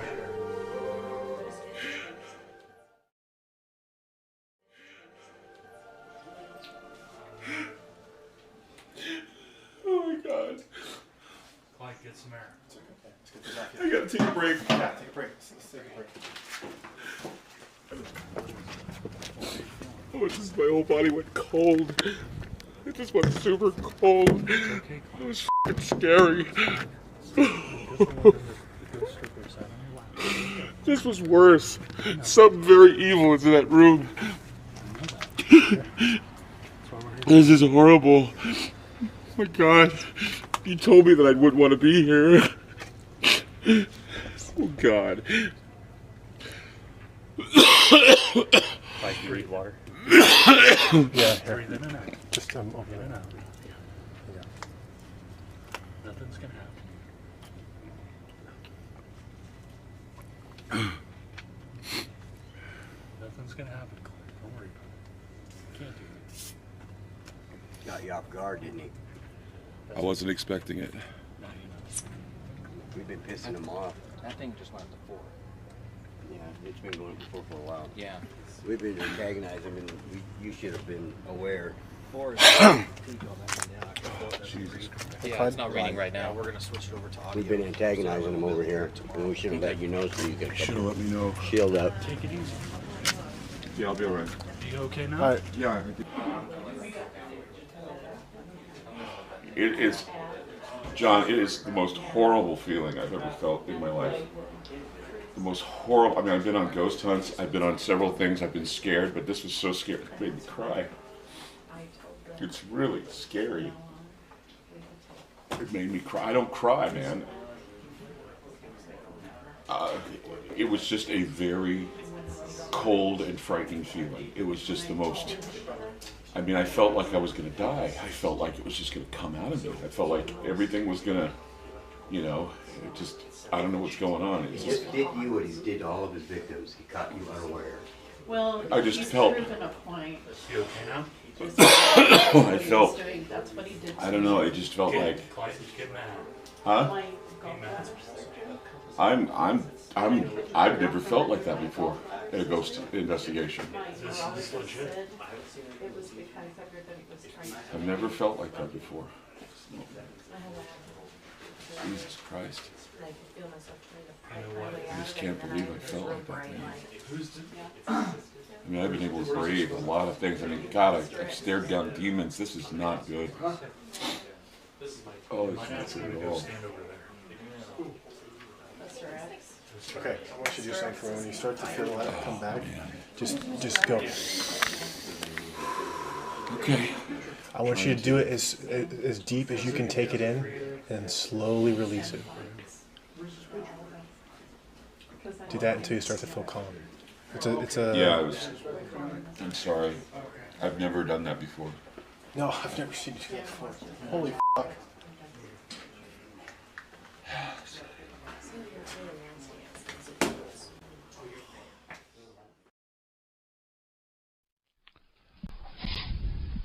That was very scary. Yes. And I can remember how I felt when it happened, and it wasn't good. And at the whole time, I was thinking of a lot of things, because that point where you hear me going, when I was doing that, yes, I was doing that because it was the only way I could keep my mind off the fact that I was fading out. I wanted to keep humming to make sure that I wasn't dying. Wow. That's why I did it, because I was I was feeling like I was fading completely out of existence right here on the air. And so I coughed and I went, and I hummed because I wanted to make sure that if I kept humming, I wouldn't die. That's why I don't know why I thought of humming before dying, but that's what I thought of doing. And it was quite an experience for me. And a lot of people that were here actually said that I turned a ghost white, that I was glowing white. And I didn't know. I just knew that I wanted to get out of here because it was a very, very bad experience. And Matt, as a matter of fact, and we can get right into the ghost, the ghost radios. At the time when this was happening, they were running the ghost radios, the scanners where they scan the room. And if you listen carefully during the time, in fact, we referred to it during the time of the attack. There's a cut we called it Clyde. And the reason why is because whoever was on the radio or whoever was speaking in the room at the time of the attack mentioned my name. And here is that clip. And as Larry and Roger were confronting the ghost when we had Crystal on with us, and at the time that this ghost attacked me, you'll never guess whose name was mentioned in the room picked up by the ghost box. And we're going to play that right now. Listen very carefully, and you'll hear the name Clyde as it's spoken. Here we go.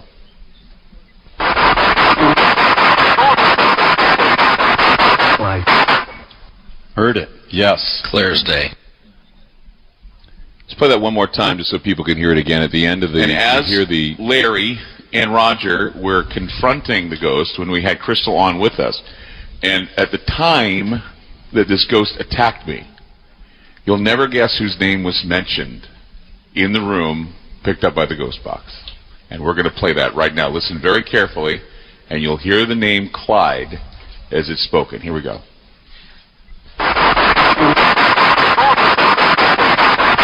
Clyde. Heard it. Yes. Clear as day. I guess Tom is still on the line. Tom, did you hear that voice, and did it sound anything like anybody you'd recognize? I did hear it. I need to hear it a few more times, and because it's kind of spooky, but I would definitely need to hear it a few more times. I could make it out plain as day, though. Yeah, I mean, it was right there, and I can't believe it. What about you, Sandy? What are your thoughts on it? Oh yes, I heard it. It was very clear. And you were listening last night when the breakdown happened. What were your feelings when you were listening to that on the radio? It was scary because I knew that something was either trying to enter your body and take it over, or was actually strangling you. Because from what I understand, when they do try to take your body over, you feel like you're choking. Oh yeah. And another thing, Tom, was there ever a report of either Richard or even the Zodiac strangling someone before they killed them? Yes.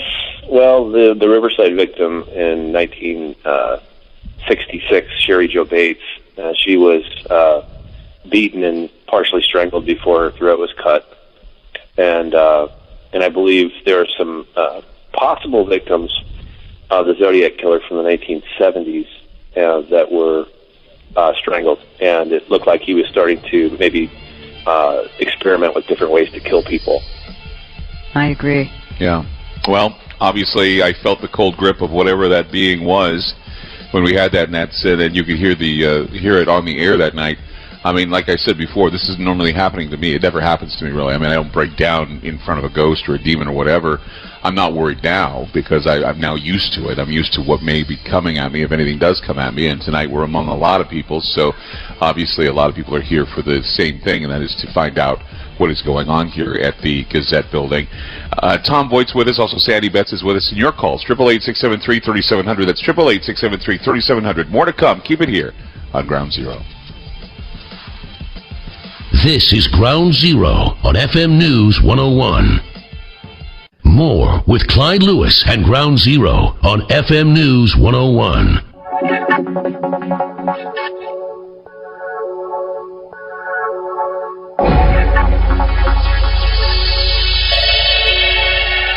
This is not a test.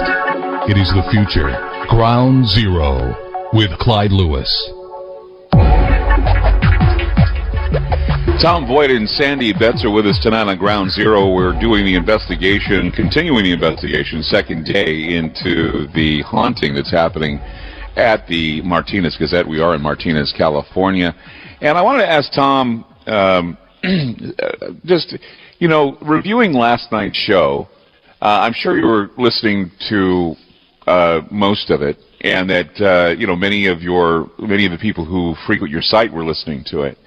I wanted you to, I want from you more than anything, because I respect your investigating, your work. I want you more than anything to just describe top to bottom your feelings on what happened last night, whether or not it gave you anything that will, you know, push you towards any kind of, you know, further investigations to any other branches or clues. Just give me an overview on how it may have helped you, or if there was anything that was revelatory in the show for you. Well, I think you must have really struck a nerve, because the choking thing is interesting, because if you follow, you know, these detective shows or the forensic shows, choking tends to be a really personal way to try to kill somebody. And especially, you know, the detectives, if they find that a victim has been choked or beaten in the head and face, then it's a very strong sign that the perpetrator knew the victim very well. Because you have to be really angry at somebody to punch them and choke them. It's just a way of identifying who the perpetrator was. So you must have really, really struck a nerve for that to happen, to be choked like that. It's a very intimate way to try to hurt somebody. That's the thing that I came away with the most. So there was something I would like to go back. Yeah, I was wondering. Yeah, I'd like to go back and listen to what you were saying immediately before that started to happen. What could have set it, you know, someone off like that to where they would want to actually choke you like that? That's just Well, someone had said that what I did. Well, someone had said that what I did is I actually called out to him and I said, "If you're here, let us know." And that was his way of letting me know that he was here, that he would choke me and keep me from breathing. And that it was also when the ghost crew was calling him out. I mean, they were over there calling him out. In fact, Roger Cluton, who's with Northwest Ghost Recon, actually called him a coward. Now, I don't know why. I mean, it was spoken of why they would call him a coward, but I guess he felt like he could take on the spirit. And at the time, and I couldn't find the recordings today, but I do remember, and we were listening to this last night. I had Roger in my room, and I had the crew in my room. We had at least 3 to 4 times during the spirit box sessions that Roger Cluton, who was with Northwest Ghost Recon, was probably the most disliked guy here, because he kept calling his name out, Roger, Roger, Roger. And he also didn't like my other crew member, Wes. And Wes is a big, tall guy. But both Wes and Roger are two men that are, I mean, when you see Wes, I mean, he's big. He's a big guy. He's, you know, almost 7 feet tall. And, I mean, he doesn't look menacing or tough. But he's a really, you know, he's really, I mean, he's a strong guy. But you look at Roger, and Roger, you know, is a little shorter than he is, but Roger's tough as well. I mean, he didn't take any crap. And so when you have that kind of guy who was actually, you know, seen this type of stuff before, taking on someone like the Zodiac, I think that what had happened is that I think that Roger felt like he could take it on, and I think what they wanted to do is go after the weakest in the group. And I must tell you, I had told Olaf, and I had told everybody involved, and that's why the whole crew is here. I mean, this is the first real trip I've taken since my cancer surgery. And I can tell you now, I mean, I was on the plane, I got off the plane, I couldn't walk the full distance from the plane to the vehicle, and I was tired. And I was really tired because of it, and I realized, and I had said to them, I says, I'm not a traveler anymore, obviously. I got to wait a while before I can even travel long trips, because I'm still not up to, you know, I'm not 100% right now. So I'm thinking that was probably why. He didn't want to take on any of the big guys in the group. He came after the guy that was probably the weakest, and I have to admit, I'm the weakest right now of all the guys. You know, I wouldn't be if I was stronger and feeling better, but that's probably what it was. Well, he's 77. You know, Gaikowski would have been 77 years old now, so his potential victim pool is reduced quite a bit if he doesn't have a weapon. Sure, but I mean, we don't know how strong he's become on the other side if that's the case. I mean, yeah, you know, he could be like pulling off the energy of everybody there, And I mean, look, even a 77-year-old, even if he was 77, probably couldn't. I couldn't take him in a fight right now the way I feel. I mean, let's face it. I mean, I may sound like I have everything going on, but I mean, there are things about me that, you know, there are weaknesses I have still, things I can't deal with, and I try to, you know, be as normal as possible, but I'm still dealing with a few things, a few complications that I have to overcome, and you know, I'm good enough to work, I'm good enough to talk, I'm good enough to write. I don't know if I'm good enough to run a marathon. But I certainly am working on that right now and trying to hopefully recover and feel better. And I have a goal and time. But, you know, dealing with a paranormal entity that's hell-bent on making my life hell, that's another story. So, you know, I think that's the problem I'm facing right now. Are you there, Tom? Yeah, I'm just trying to figure out how, you know, what you could possibly do. I just... it's worrisome because last week, I could tell that you were still recovering, but what about today so far? What's any physical? Actually, I was feeling good. I got a good night's sleep. I had breakfast this morning. I was feeling fine. A little muscle tension in the legs and in the shoulders, feeling a little wiggy in that regard.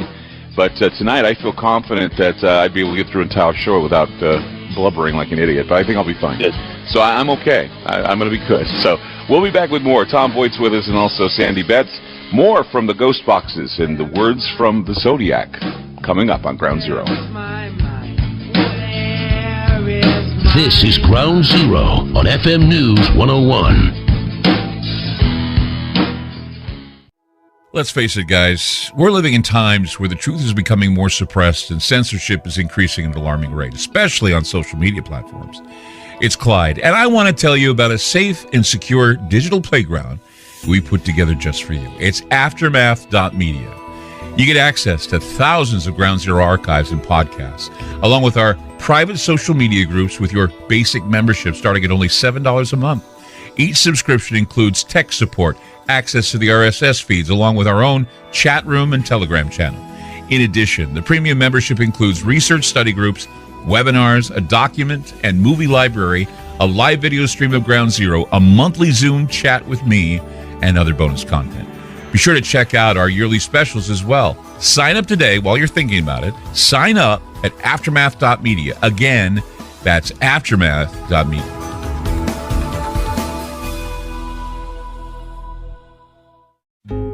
Hey guys, it's Clyde. You know, we've had a lot of requests for Ground Zero merchandise, so we put together an online store with a big variety of high-quality items. I'm really excited to let you know about these things. We have a lot to offer you and your loved ones. In addition to our regular apparel, such as t-shirts, beanies, hoodies, and hats, we've expanded our product line with posters, flags, aprons, mugs, and a whole lot more. We also have Ground Zero collectibles, along with a limited edition of items like a Clyde Lewis canvas portrait, a Ground Zero embroidered jacket that will certainly make for great gifts and for interesting conversations with family and friends. And we now offer publications such as Ron Patton's book about mind control, MK Zine, and back copies of the official magazine of Ground Zero while it was in print. Paranoia, the Conspiracy Reader, also coming in 2023, are updated and revised books that I've written. There's a secure and easy-to-use shopping cart for your purchases. So shop today at our official store by going to groundzeromerch.com. Again, that's groundzeromerch.com. This is Ground Zero with Clyde Lewis, the Oregon Association of Broadcasters Personality of the Year on FM News 101.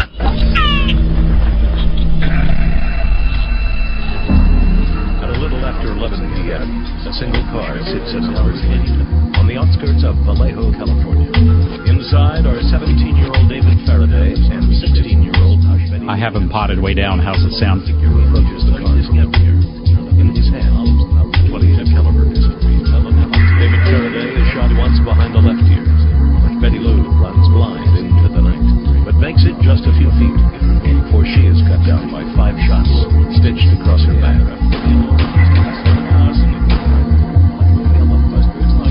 The teenager lies dead where she falls.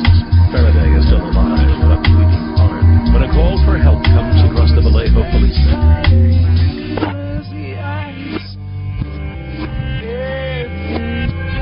The killer claims that if decoded, these ciphers will reveal his identity. These silos, the NSA, the FBI, nobody could break them. But a high school teacher in Salinas, California, sat down with his wife over the weekend, and they just simply did not let up, and they found the motive for the killer's crimes. George, you still looking at Art Leon's Zodiac? And I said, yeah. He said, well, I'm in his living room. And I said, what are you doing here? He says, he's on the floor dead.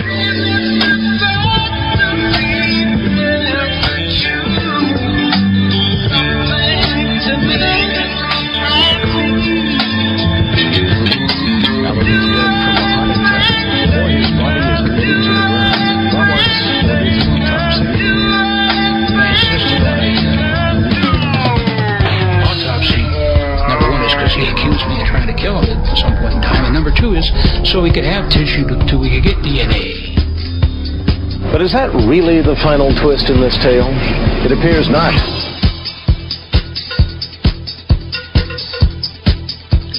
I'm Clyde Lewis, and this is Ground Zero. And tonight, we just have some commotion going on now. We were, I guess, I'm going to bring on Larry Oberman to kind of describe what's going on here. Larry, you heard that, didn't you? That was weird, wasn't it? That was weird. Okay, what's going on here is that we're having some commotion going on. The lights have just been darkened. What do you got? You got the meter that's registering some pretty, that's amazing stuff right now. We got meters going crazy, and what's going on over the other side right now? Well, over on the other side, we've got Roger and Crystal, and they're talking and asking questions, and it's actually turning the flashlight on and off. What flashlight is that? It's a standard issue mag light running on AA batteries, laying in the middle of the desk, turned off. And so it's turned off, but it keeps coming on. It's powering up with the switch off. Yeah, that's correct. And they also have what is that? That they have a heat sensitive type of they got a camera, FLIR camera over here, and we're also running a laser grid. Okay, so you're running the laser grid, and Roger is actually sitting in Gaikowski's area. Mm-hmm. He's sitting in that area right now, and they're all gathered around that area. Everything's darkened now, and they're watching it because of the activity. And I was also told that maybe we should hook up the spirit radio to see, if we can get anything now. The ghost box. Yeah, the ghost box. So let's see if we can find anything here. Hello, is there anyone out there? Speak to us now. Sitting trying to speak. Who are you? Who is it that wants to speak? Hello?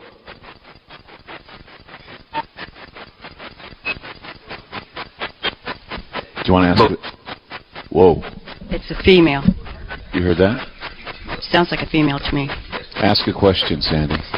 Darlene, are you here to tell us something about Zodiac? Is your spirit here, Darlene? Could you say that again?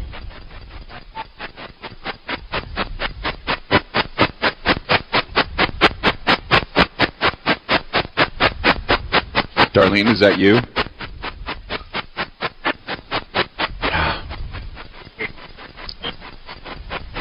Something's trying to get through. Mm-hmm. But it sounds female to me. You think so? No, that's a guy. Yeah. There's a guy there too. Speak clearly so everyone can hear you. Who is here? Who?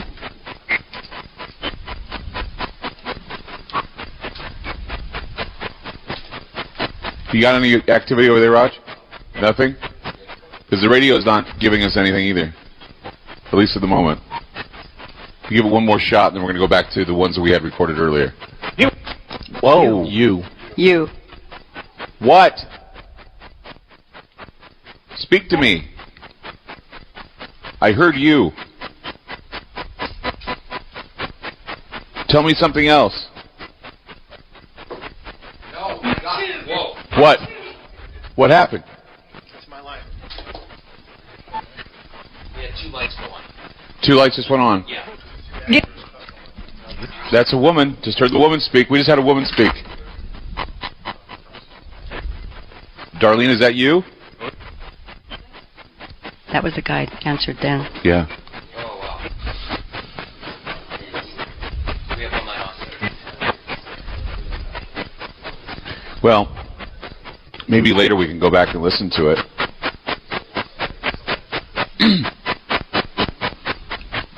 Yeah, when those two lights came on, it just went crazy. We could hear it.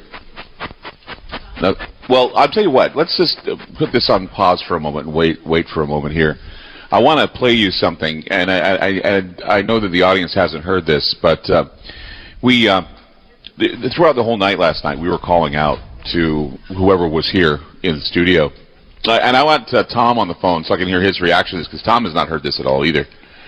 So, Tom, we have a recording of us asking on the radio using the Spirit Box who the Zodiac is and whether or not it's Richard Gaikowski. And so there were at least 2 times where we've got confirmation. The first one is a track called Geik Yes. And this is where you hear Geik calling himself Geik, and yes, that Gaikowski is in the room. Listen to this clip. Just barely. That's trippy. Isn't it? Because the more you talk to it, the meter's just going nuts. What's that? Ask a question. Are you Richard Gaikowski?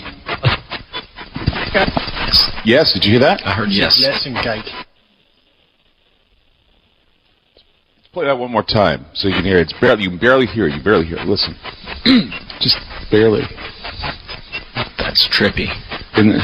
Because the more you talk to it, the meter's just going nuts. What's that? Ask a question. Are you Richard Gaikowski? Yes. Did you hear that? I heard yes. Yes and Geik. Geik yes is what you hear. Geik yes. But there's one that's even more clearer, and this one is really going to floor everyone. In fact, we discovered it today as we were going over the Spirit box that was used doing the investigation. And here is a track we call Gaikowski because it is so clear who is haunting the Gazette. And here is. You said you were the Zodiac. Are you Richard Gaikowski? You said you were the Zodiac. Are you Richard Gaikowski? You can hear it saying Gaikowski at the end. One more time. You said you were the Zodiac. Are you Richard Gaikowski?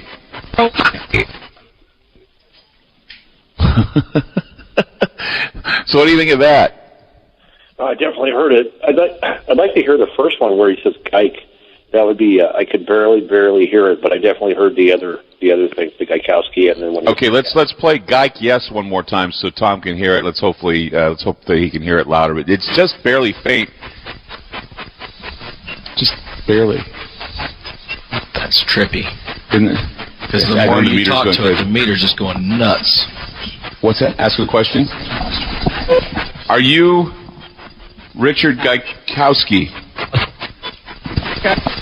Yes. Did you hear that? I heard yes. Yes and Geik. There was Geik and then a whisper yes, and then of course the track Gaikowski one more time. You said you were the Zodiac. Are you Richard Gaikowski? That's weird. That's great. And then we ask again the track, Are You the Zodiac? Right here. Listen to this. Are you the Zodiac? Tell us. Did you hear yes? No, I didn't hear yes. I heard yep. There it was. Yep. Oh my God. Did you hear that? Are you the Zodiac? Tell us. Did you hear yes? No, I didn't hear yes. I heard yep. There it was. Yep. Oh my God. Did you hear that? He says yes in the whisper, and then he says yep really loud. And then when we asked, a listener actually called the show, Tom, and he said, how many did you kill? And here is an interesting answer from the Zodiac. Okay, hold on. Ask it again. Zodiac, how many people have you killed? 7. Did you hear it? I did. Did you hear 7? Yeah, 7. Okay, hold on. Ask it again. Zodiac, how many people have you killed? 7. Did you hear it? I did. Did you hear 7? Yeah, 7. Sandy, what do you think of that? Yeah. At first, it almost sounded like he said 10, but then I heard 7. Mm-hmm. He said 7. He said it really. And Tom, what are your thoughts on these revelations here? Yeah, that's a much more realistic number. 7 would be a lot more realistic, and I think most of the people that really follow the case closely don't really necessarily believe that Zodiac killed 37 people, as he claimed. He was only the Zodiac for 20 months. So I think 7 is a much more realistic number, and if someone was going to hoax something like that, they'd probably come up with a much greater number, just because people think that since he was not caught, that he must have killed hundreds of people. Well, the interesting thing is if you go back and listen to the radio show, none of this is hoaxed. It happened right when, it happened in real time. I mean, that guy calling into the program, let's play this track one more time. The guy called into the program that night, and it was real time. Let's hear that track again. Hold on. Ask it again. Zodiac, how many people have you killed? 7. Did you hear it? I did. Did you hear 7? Yeah, 7. There you go. Yeah, that can't be faked. Yeah. Yep, that was live. That happened live. I mean, some of these, were done afterwards or during the show, and that was live. A caller asked that question of the box, and the box said 7 when he asked the question, and it was amazing. I don't know if he heard it on the phone, but we certainly heard it here in the studios. We certainly heard it here at the newspaper. That's the actual number of the definite Zodiac victims as well as 7. Mm-hmm.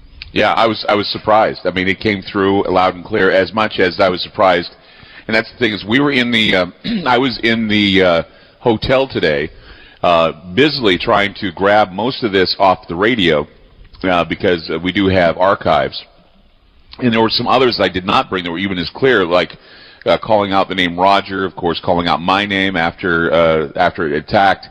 And the one that really threw us was the Gaikowski. The Gaikowski. We heard that, and as we were playing it over and over again, we go, that has to be Gaikowski, because it just sounds, even if it's not that clear, it sounds like it's trying to come through as Gaikowski. Let's play that track one more time, quickly. You said you were the Zodiac. Are you Richard Gaikowski? You said you were the Zodiac. Are you Richard Gaikowski? Yeah, I think that's plain, and I think that's definite. We've documented it, and this is something that happened in real time while we were doing the investigation. You can't fake that. You just can't. Tom Voigt's with us tonight on Ground Zero, Sandy Betts, and the investigation continues. They're all gathered around the area where Richard Gaikowski sat, and we're having some activity going on right now. Give us a call, 888-673-3700. That's 888-673-3700. We'll be back. This is Ground Zero on FM News 101.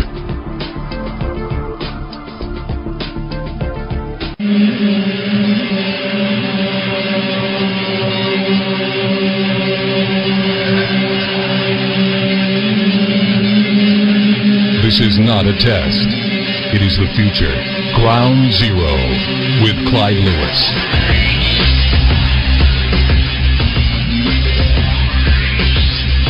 Triple 8-673-3700. That's 888-673-3700. We're going over some old pictures, and we're with Sandy Betts tonight. And the reason why we're going over some old pictures is because Janine, my fiance, just sent a composite of what she thought you looked like when you were younger. Yes. She's probably listening. What do you think of that composite? It was very, very close. I just happened to have a picture with me of the early 60s when I lived in Southern California, and it definitely looks very much like that picture. Yeah. So there you go. It's amazing that she was able to do that. She does that. Yeah, she's done it before. Very good. She's heard people that have really, shaken her, and she's like going, Sandy is someone very important in this whole situation, and I'm going to send you a composite that I created. And she sent it, and I think, Larry, did you send that picture back to Janine so she could see it? Yeah, so that way, Janine, you can tell that, what you've done is pretty close. Very close. very, very close, spooky. Yes. So, and, of course, tonight on the program, we are, there's a lot of commotion going on. What seems to be happening? Larry, could you somehow come on and let us know? Because I know that there's a lot of commotion and chatter going on tonight.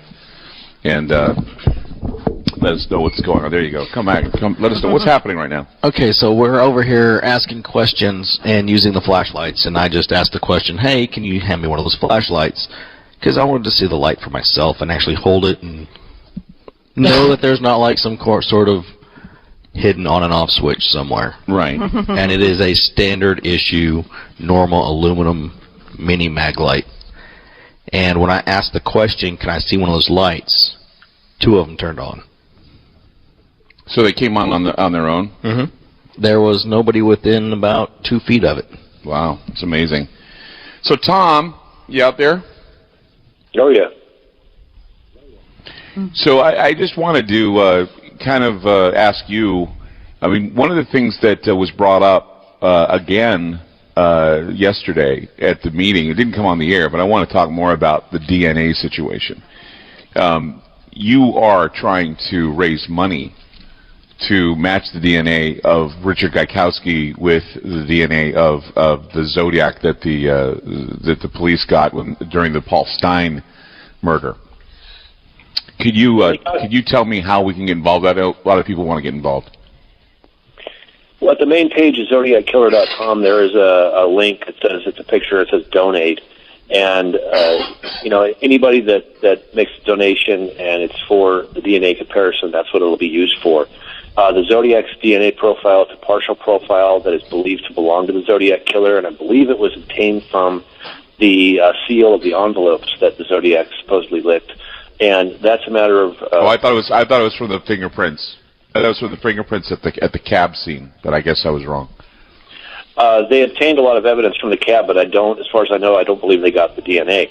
Now, as far as Gaikowski's DNA, there was a TV show that was from about 5 years ago called Mystery Quest. It was produced by the History Channel, and they were able to get Gaikowski's DNA from the seal of the envelope. And so all these DNA profiles are available. They just haven't been compared yet. And the problem is San Francisco Police Department has so much current crime that they don't waste money on these cold cases unless it was a police officer who was killed. And the Vallejo Police Department, which also has a couple Zodiac cases, they went bankrupt a number of years ago. So they just don't have the funds. So I'll be glad to do it. ZodiacKiller.com. It's ZodiacKiller.com. Tom Voigt, thank you so much for being on the program again tonight. And in conclusion, at least for now, in this investigation, we'll have more to come coming up in the next hour. And also thank you, Sandy, for being a part of the program in this hour as well. More to come here on Ground Zero, 888-673-3700. That's 888-673-3700. We may whip out the spirit box, and if you're patient with us, I'm going to have Sandy sit in the next hour. We may want to try and contact Darlene Farron. So that's something. Yes. If you want to hear it, we're going to try it. I want to hear it. 888-673-3700. That's 888-673-3700, and we'll be back.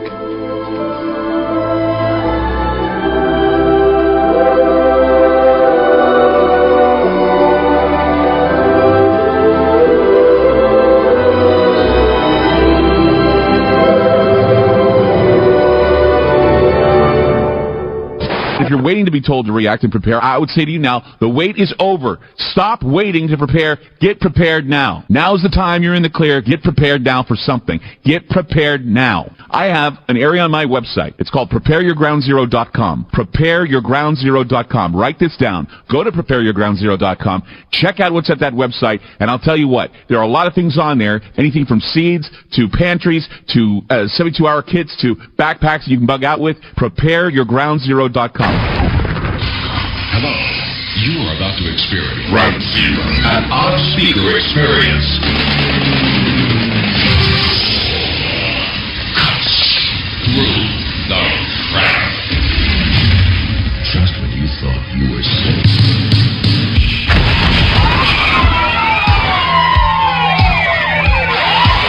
The loudspeaker spoke up and said, "Wait, Jimmy."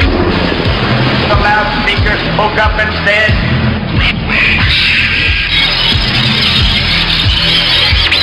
the loudspeaker spoke up and said,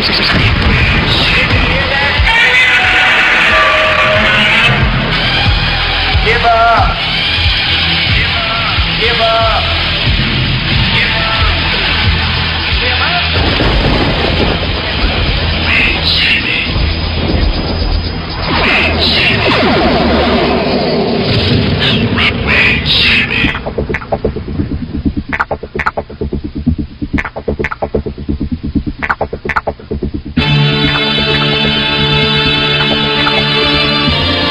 Clyde Lewis, and this is Ground Zero. The numbers to call tonight, 888-673-3700. That's 888-673-3700. Tonight we're here in Martinez investigating the case of Richard Gaikowski, former editor. Also, we're looking into the ghost. You heard the ghost box and what it revealed about who we're chasing after tonight.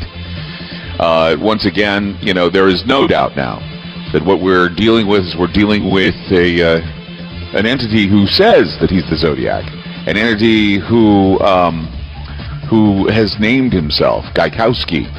And so, yes, Richard Gaikowski is haunting this place. Richard Gaikowski, according to what we have found, claims that he is the Zodiac. Now, that is if the entity is Richard Gaikowski and if the entity is the Zodiac killer. We have documentation that says so, but we have been told that, you know, there are many people that say that they could be lying to us. We know that with all the things here in the room tonight, the symbols,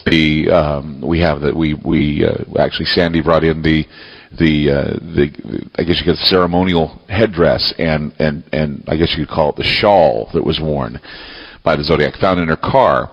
I mean, and we have said before that in the patterns that we see, the adopted symbols of the Zodiac are seen now with the reappearance of the Golden Dawn political party. You're seeing the flags with the Odin's cross, which of course is the Zodiac's cross.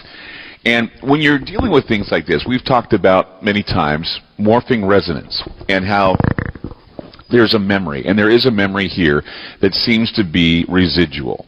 And that residual memory is being kept here in this newspaper building. And another thing that this also brings to mind is when Albert Einstein called this what is known as quantum entanglement. And when he mentioned quantum entanglement, he kind of, I guess, took the mystery out of it by calling it spooky actions at a distance, meaning that there are things that happen that you see at a distance that are just spooky and terrifying, and you can't really put your finger on what is going on. And so what you have to do is you have to somehow find yourself some symbolism that you can go by. And there was plenty of symbolism with the Zodiac, obviously. There was plenty of things that were said, bodies that he would want to have as slaves in the afterlife. He believed that what he was doing was he was committing murders to cause a revolutionary change, and many people would argue that when he was doing his killing, it was when President Johnson passed some very strict gun control laws.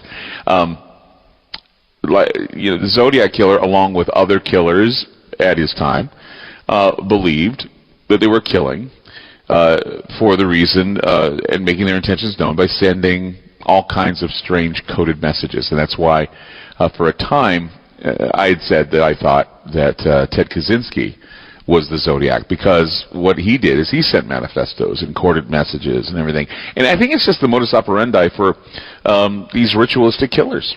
And they have these, I guess you could say, fundamental things that they do. I remember it was Manson. He said to the girls, he said something to the effect, he said, when you do these types of killings, you need to leave behind witchy things, sigils, symbols that will remind people that there is a power that is darker, that is behind this. The artist in charge, I guess, Satan himself, the devil, the dark knight. And as I said before, when we're looking at the 60s and 70s, you're looking at San Francisco, and this whole area here was a center of occult activity. This is before, during, and after the Zodiac killings. I mean, in fact, I was talking with Dave Paul today, and Dave Paul had reminded me that Jim Jones of the People's Temple originated here. The cult that went to Guyana and ended up committing suicide started here. The Bohemian Grove in Sonoma County, which isn't far from here, where our leaders get together and have mock sacrifices to an owl. The Church of Satan was organized here.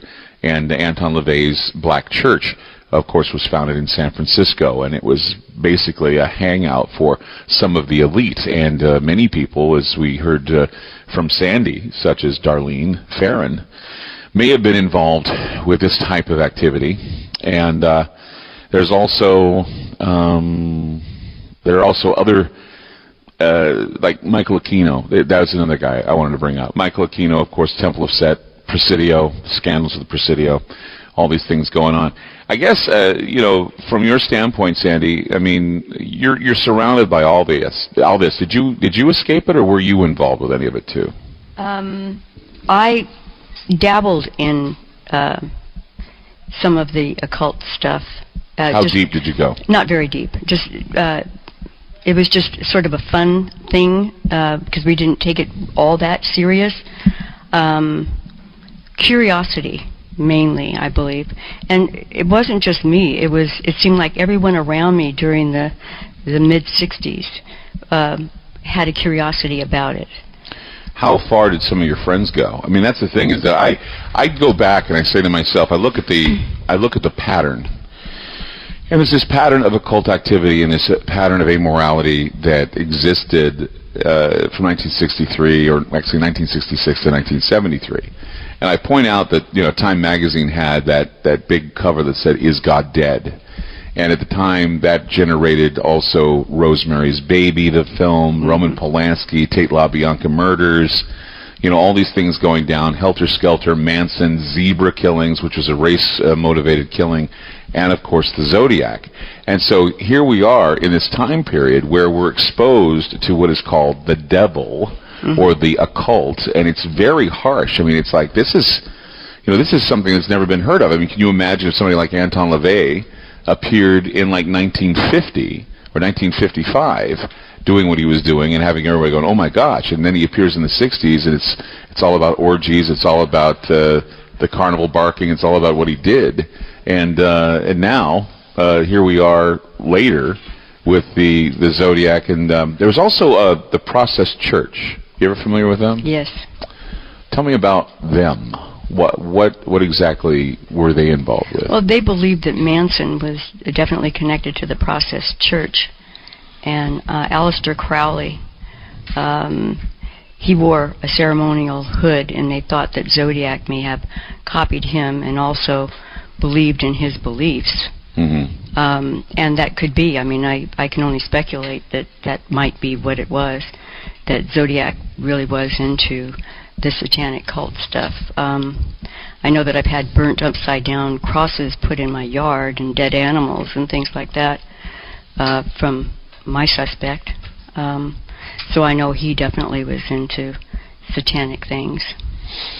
Okay, so what we're going to do is for the first, 20 minutes of what we're going to do, we're going to try in this before we do the break, and then we're going to let you go, because we're going to get Olaf Phillips in here to talk about what the crew's doing, and then probably we're going to hear more from the crew, because they're still doing their investigations.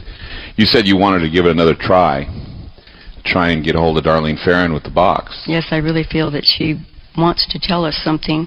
Okay, so what I'm going to do is I'm going to bring it up.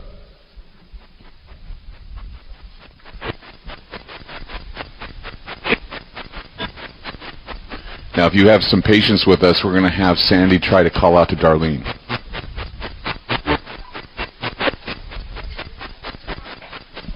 Darlene, I feel your presence in this room tonight, and I feel that you want to tell us something, because I do believe that you were, in fact, connected to the Zodiac. You know his name, and I'm hoping that you will come forward with that name. Are you there? Yes. Did you hear it? Yes, I heard that. Okay. Darlene, can you give us his name? Chip. It sounded like Chip. It did sound like Chip. I heard Chip. Or Chip. She's trying to talk. Can you be more clear, please?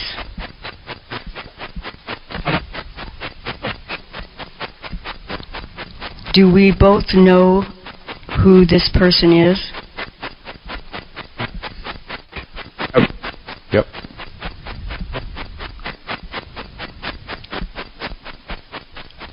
This is the person that was stalking you before you were...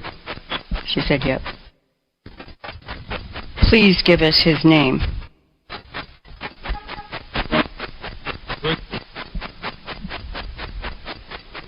I couldn't make that out. Could you give us his name?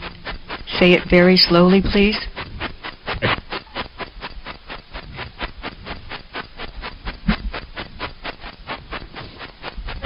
Darlene? Darlene? Give us the name of your killer. Could you do that for us? Darlene?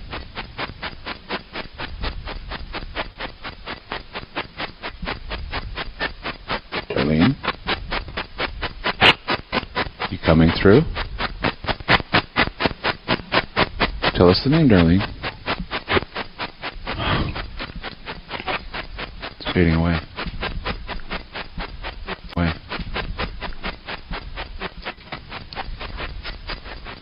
This is Ground Zero on FM News 101.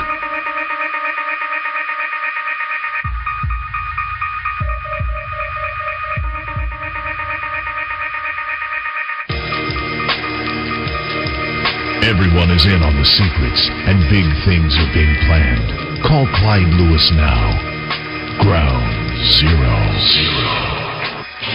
Okay, so we were going to have Olaf Phillips on the program. Okay, what's going on? I can't read that. What does it say? Go ahead, Larry. It says, we're looking here at Free Love Freeze off of Twitter. It says, at Goldminer Larry, pretty cool episode. Clyde is changed forever. I am changed forever, that's for sure. We were, as I said, Olaf Phillips is supposed to be coming on, and we're busily, scooting one person in for another person. But the reason why Olaf was not here on cue, and Olaf is going to put, why were you called away? What were you just looking at? Well, I think Chris got a very interesting photo. He did get a very interesting photo. And we're going to try to get it on, what's that? The outfit's been there the whole time. Oh, we got to find the glasses. Okay, so here's the deal.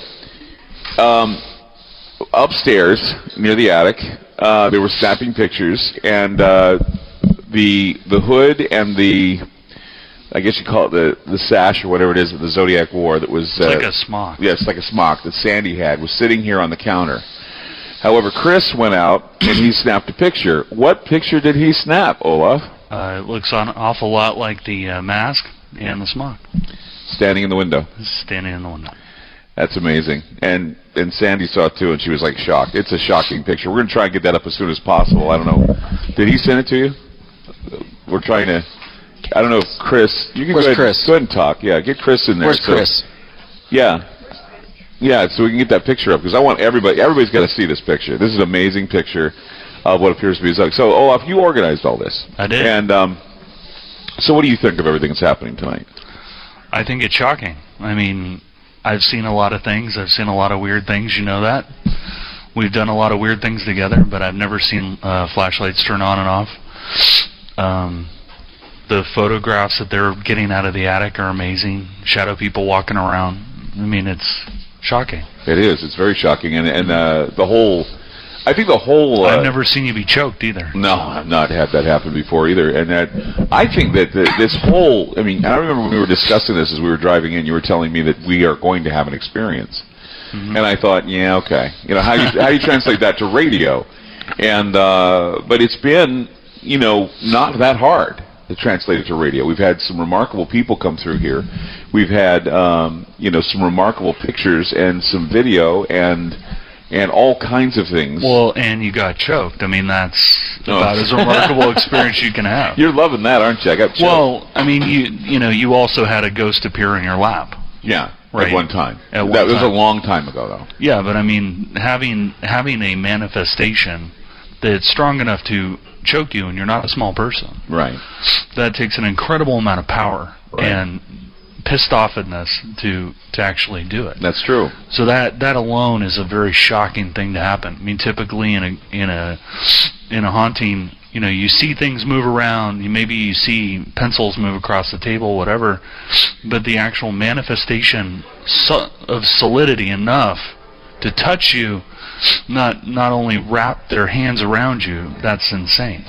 Well, I'm completely awestruck by what But see, happened. I'm completely awestruck by. I mean, we have some pictures on the website that we've taken. Oh, the photos are shocking. Yeah, they are shocking. The face, the screen, the face that's in the one picture, and then the orb, and then of course whatever that entity is.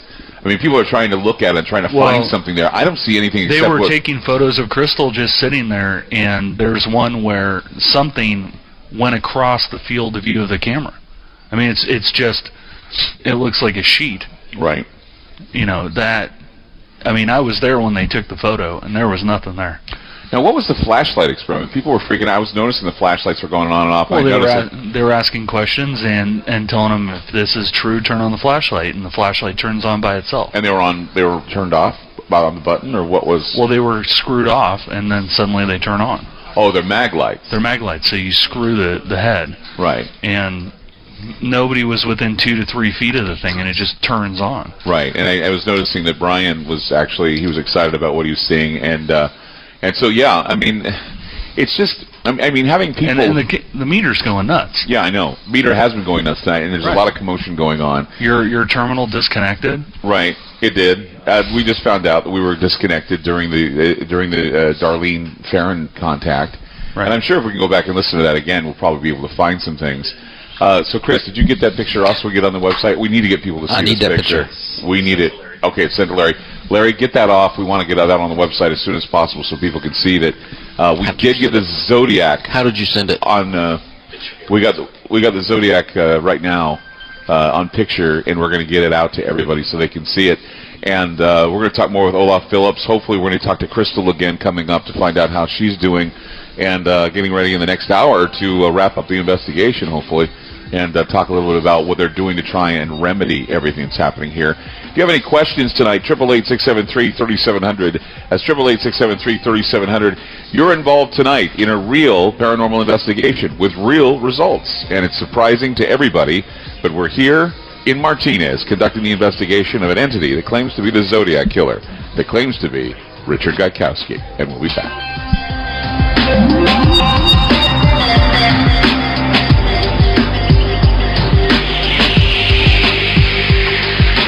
FM News 101 KXL. More with Clyde Lewis and Ground Zero on FM News 101.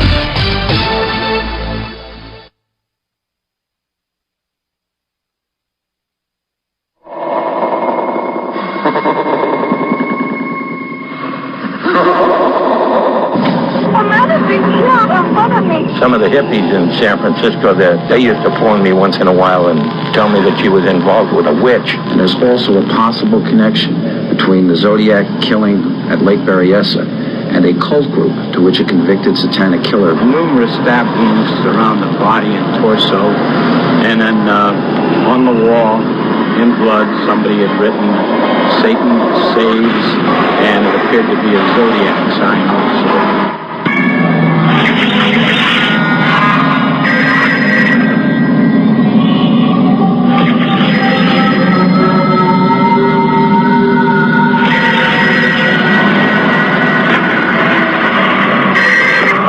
Police Department. I want to report a double murder.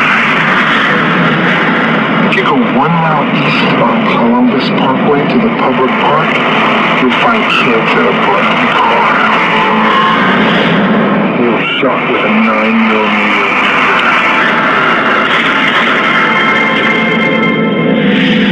I also killed those kids last year. Goodbye.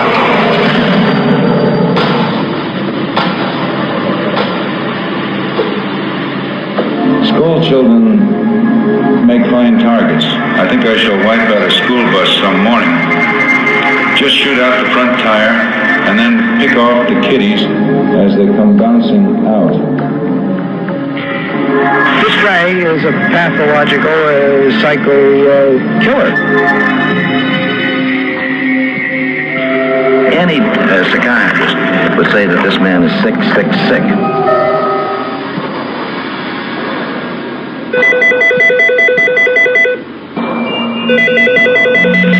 Just tell us what's going on inside you right now, Sam, please. I have headache. All right. How long have you had those headaches, Sam? a long time since I killed a kid. I'm Clyde Lewis, and you are listening to Ground Zero. The numbers to call tonight, 888-673-3700. That's 888-673-3700. Tonight we're in Martinez, California for the final stretch of the investigation into the Zodiac. And the Zodiac killer, of course, haunting this part of, actually haunting the newspaper, the Gazette newspaper. It's an old newspaper that is here. And, you know, I found out that you write for them, right? I do. And so when did you first find out about the haunting? Who was it? Was it Crystal that told you about it, or was it someone else? Crystal told me about it not too long after I started writing my column. And did you experience anything with the Zodiac while you're here? No. You know, I've done the ghost walk that Central Valley Paranormal does on the Fridays. And no, I didn't sense anything. Not until tonight. I mean, I can feel it here. So you know tonight because of the fact that... well, it started the day before you arrived. We came in the night before to kind of figure out what we wanted to do. And we were talking about Richard. And where I was standing, kind of right over there, the temperature dropped by 15 degrees, exactly where I was standing. And you could just feel the heaviness. I mean, every time I've ever come in here, I feel the heaviness. It's kind of like a denseness, like high humidity. You know, that you're walking through gelatin. I've always felt that in here. That's what it felt, you know, when I was coming in at first, too. I mean, I felt like... You're walking through a wall. Yeah, well, it felt like you're walking like you're swimming, I guess. It's kind of a swimming feeling. Right. And, you know, and not only that, but, you know, it's not because I mean, when I first came in here, honestly, you know, we had the lights on, and it was kind of... You know, it didn't matter to me. It's kind of like, oh, this is kind of silly. Well, you feel it anyway. But yeah, but then after the lights went down and after everybody got seriously into, you know, discovering and looking into what was going on, it seemed that everything started happening and very active. And there are, the thing is it's not a constant active, and it's like it comes, it goes, it ebbs and flows. And but when it comes hard. It's intense. That's the dip. Yeah. Because it takes a lot of energy to do that. So it's going to dip and then it's going to come back really hard. Right. Now, I wanted to ask about, and we didn't really go back to that, and I did get to see it. There was a generator that blew up when we first were talking about... One of the EM pumps, basically... now, explain what an EM pump is. So it's a device that generates EM... like an EM field, and the theory is that if you flood an environment with EM energy, that the ghost can manifest. Right. That they use that energy to do stuff. Right. So we set up a number of them up in the attic, and one of them, basically the motor came off the mounting. It was hot glued on, and for some reason it actually separated from the glue and fell off and was rattling around inside the box. Now, they were telling me that when they went and they found the box, it was so overheated they thought it was going to explode, or it was going to at least catch on fire. Well, what I will tell you is that if you held the motor in your hand, it was cool. But according to the thermal camera, it was like over 90 degrees. We had... which is weird. I know. We also had a problem where we almost didn't do a broadcast tonight because before I came in here, I guess they were setting up, and I guess a cable blew in here, and there was electricity shooting everywhere. Oh, I don't know about that part. Well, that's what I was told. I was told there was electricity shooting. It's right there. They're pointing at it where it was near the socket. Is that what it was? Yeah, it was right over here. We have a cash register that we move into the safe, and it blew. There was a big flash. There was a big flash and explosion. Yeah. Okay. Well, yeah. So I mean, somebody's upset. Well, that's just the thing, and we've had a lot of technical difficulties tonight. Look at the K2 meter. I know the K2 meters have been going Max crazy. is out. And so with all of this activity, I mean, it's very visual, and we've tried to provide sound as well with the ghost monitors and the live feed. Right. And so what I want to do again, there were a few tracks that we didn't play, and I just want to demonstrate just how these ghost radios, or they call them ghost boxes or Frank's boxes. I need to mention one thing. When you did your intro, I was listening, and I love your show, Clyde. This was somebody else. I was listening over there on the box, and while you were doing the intro and discussing the different theories, the thing just suddenly said, geez. Like, geez. Yeah, and it was, I mean, crystal clear. Well, Isabel. when we first tried to use the radio last night, I had I was opening up the dialogue, and the radio said, "Speak to me." It goes, "Speak." Listen to this. This is a pulse that's scanning the room. Listen. Speak. Did you hear that? Hello. This is a pulse that's scanning the room. Listen. Speak. Did you hear that? Hello. I mean, that's so obvious, right? Right, and it shouldn't happen. I mean, every 200 milliseconds, the frequency is changing, and it's going backwards. So you shouldn't get any kind of coherence because it's cycling from one station to another backwards. Mm-hmm. And you managed to do that. Here's another one. We were calling out, and the ghost box spoke to us again. We're calling out to whoever might be in this room. Speak to us. We're on the radio if you want to be heard. Hello? Well, the cameras are going crazy. Hello? Hi? Hello? Who are you? We're calling out to whoever might be in this room. Speak to us. We're on the radio if you want to be heard. Hello? Well, the cameras are going crazy. Hello? Hi? Hello? Who are you? Hello? Hi? Hi? And it makes a weird noise. It's creepy, and the fact that it will respond to you. I mean, I've used it in the past. I went into a very active area, and I just said, "What's your name?" And I got, "Isabel." Mm-hmm. I mean, it's impossible. It's cycling every 200 milliseconds. I have a question. Did you bring an iovulus tonight by any stretch of the imagination? I have it on my phone. That would be fun. I don't know if anybody is aware of an iovulus. Sure. What did I explain before we go to a break what an iovulus is? Well, so there's a hardware device called an ovulus, and basically what it allows a spirit to do is to manipulate the internals of the box and to kind of throw switches, so to speak, which produce words that appear on the screen. And, those words speak. They speak. So the words, what happens is I guess it's a change in temperature, electronic field, right. You name it, and what it does is it sends a code immediately to the computer, and that computer randomly selects through the code a word.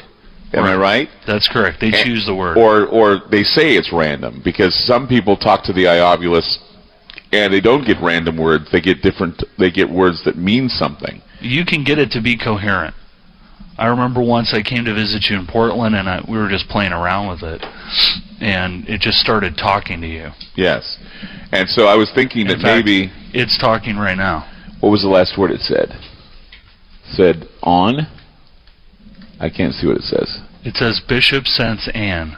Okay, so sometimes the thing about this is that the spirit box, I've had better with these spirit devices. I've had better luck with the spirit box. I think though that what we ought to do is, since you're the man with the gadgets and fog barrel tragic. I think since you're the man with the gadgets, we should hook it into the system, and then after the break, we demonstrate it, because I don't think a lot of people know that these things exist, that these electronic devices exist to contact spirits, and then we can give it a shot of our own and see what we prefer, whether it's the ghost box or the iovulus. So we're going to take a break right now. Olaf Phillips is with us on Ground Zero. He's the man with the gadgets, and we're going to hook up the iovulus in the next break. We're going to try to contact spirits using it, and it's an amazing tool. These are some of the ghost gadgets that exist. And what was the last word? It was help.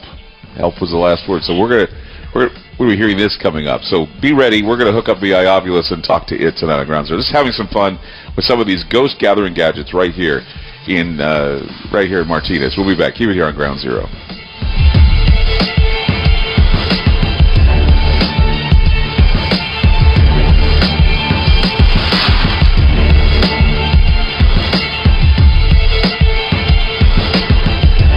FM News 101 KXL. More with Clyde Lewis and Ground Zero on FM News 101.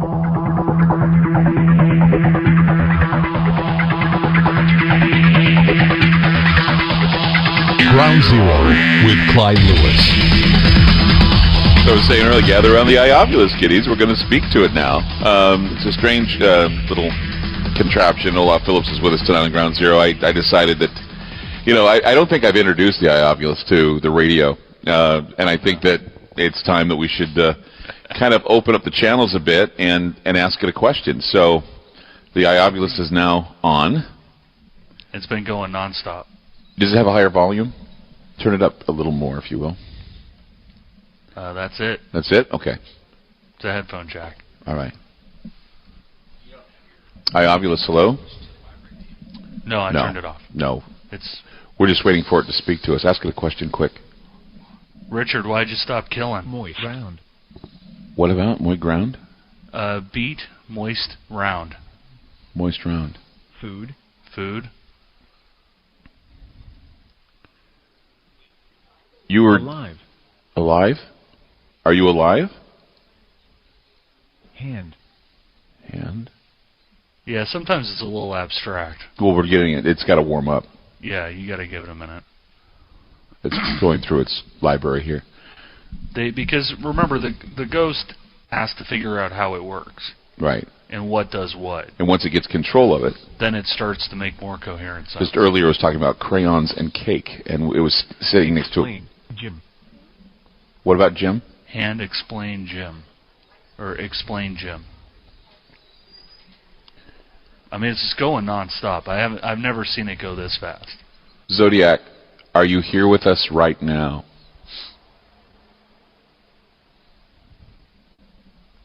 Tell us what you're thinking about, Zodiac.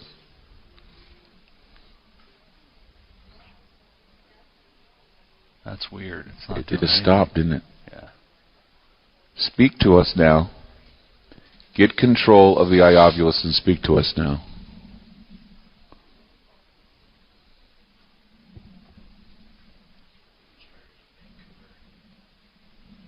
Hello? That's bizarre. It just stopped. It did. I've never... Stuff. Stop. Is that what it said? Stuff. Stuff. What are you thinking about? Stuff. What kind of stuff are you thinking about? Nice.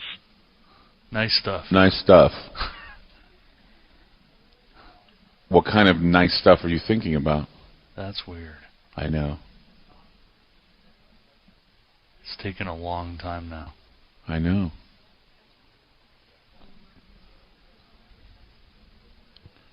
One more time, and then we'll go to a call. Are you angry with us for trying? Yeah, are you angry with us? Is that why you're not speaking? Are you there? What is with it? It was going like crazy before. Yeah, it just stopped. And the K2 meter's going off.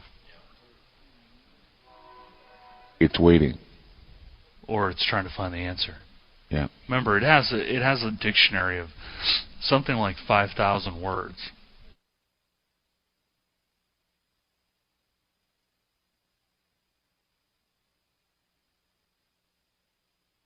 We're calling out to whoever might be in this room. Speak to us. We're on the radio if you want to be heard.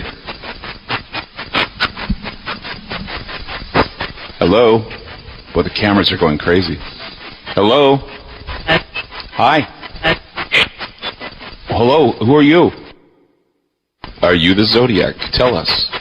Did you hear yes? No, I didn't hear yes. I heard yep. There it was. Yep. Oh my God, did you hear that? Are you the Zodiac? Tell us. Did you hear yes? No, I didn't hear yes. I heard yep. There it was. Yep. Oh my God, did you hear that? This is a pulse that's scanning the room. Listen. Speak. Did you hear that? Hello? When you save on auto insurance for driving safe with USAA Safe Pilot, you'll feel like a big deal, even in a traffic jam. Save up to 30% with USAA Safe Pilot. Restrictions apply. This may be the thing that'll give them that proof. Maybe something that will wake them up to the possibility. Right now, I'm having a panic attack. Hold on a second. Hold on. Excuse me. This is not good. What? Am I going to be okay? I don't know if I'm going to be okay. Where is everybody? Are they going to come in here? Are they monitoring anything? I mean, I feel alone here. I don't know. Okay, hold on a second. I'm sorry. What is going on? Something's happening in the room. What's going on? Are you feeling anything? You're feeling something too? Something's going on. Where are the guys investigating? Get them in here. Something is going on.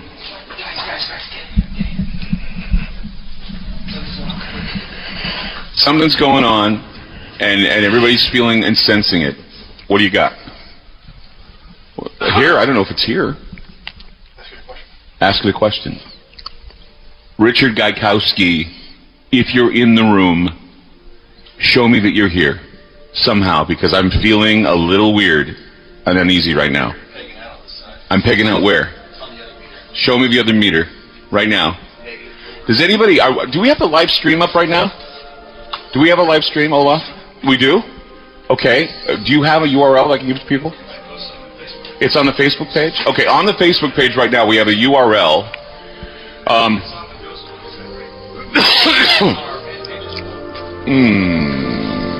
Something's wrong with me. Hold on a second. You saying who? Okay. I'm having a panic attack right now. And it's not a good feeling. Something's wrong with me. I don't know what's going on here. Yeah, I have the waist can right by me. I may throw up. I can't believe this is happening to me right now on the air. What? No. Wait, hold on. Oh my God. Okay. This is scaring me. What's going on here? What? Are we gonna go to a break? Oh crap. Oh gosh.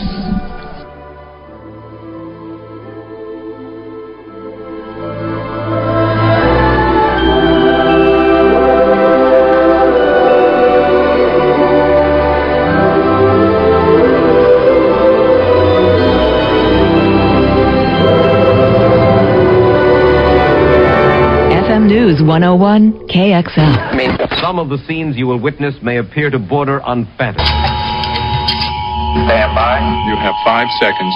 5. Information is free. 4, 3, there is 2, hope. 1.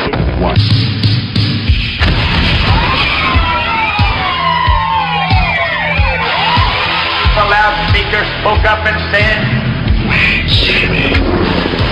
the loudspeaker spoke up and said,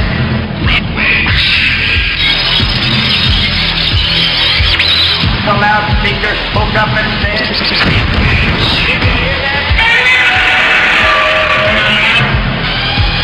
give up, give up, give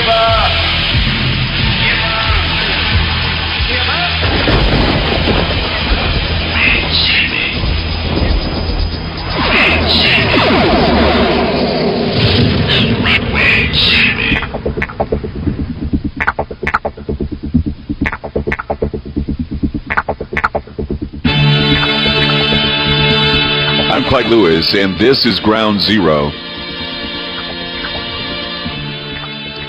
I want to ask a question about tonight's show. And I want to ask it because I've been getting some phone calls from a few people who are concerned about what we're doing here. And a lot of people have been concerned from the get-go about what we're doing here. A lot of people claim that while listening to the program tonight, they're feeling as though the Zodiac killer or the entity is sucking their energy away from them. And many people are feeling as though that that's why they feel a sense of dread that they cannot describe. And so I was curious because, you know, we've heard a lot from the guests. We've heard a lot from, you know, a few people who called in, people who think they know better than me or know better than anyone else. And I just don't want to talk to people like that right now. I want to open the phone lines at 888-673-3700. That's 888-673-3700.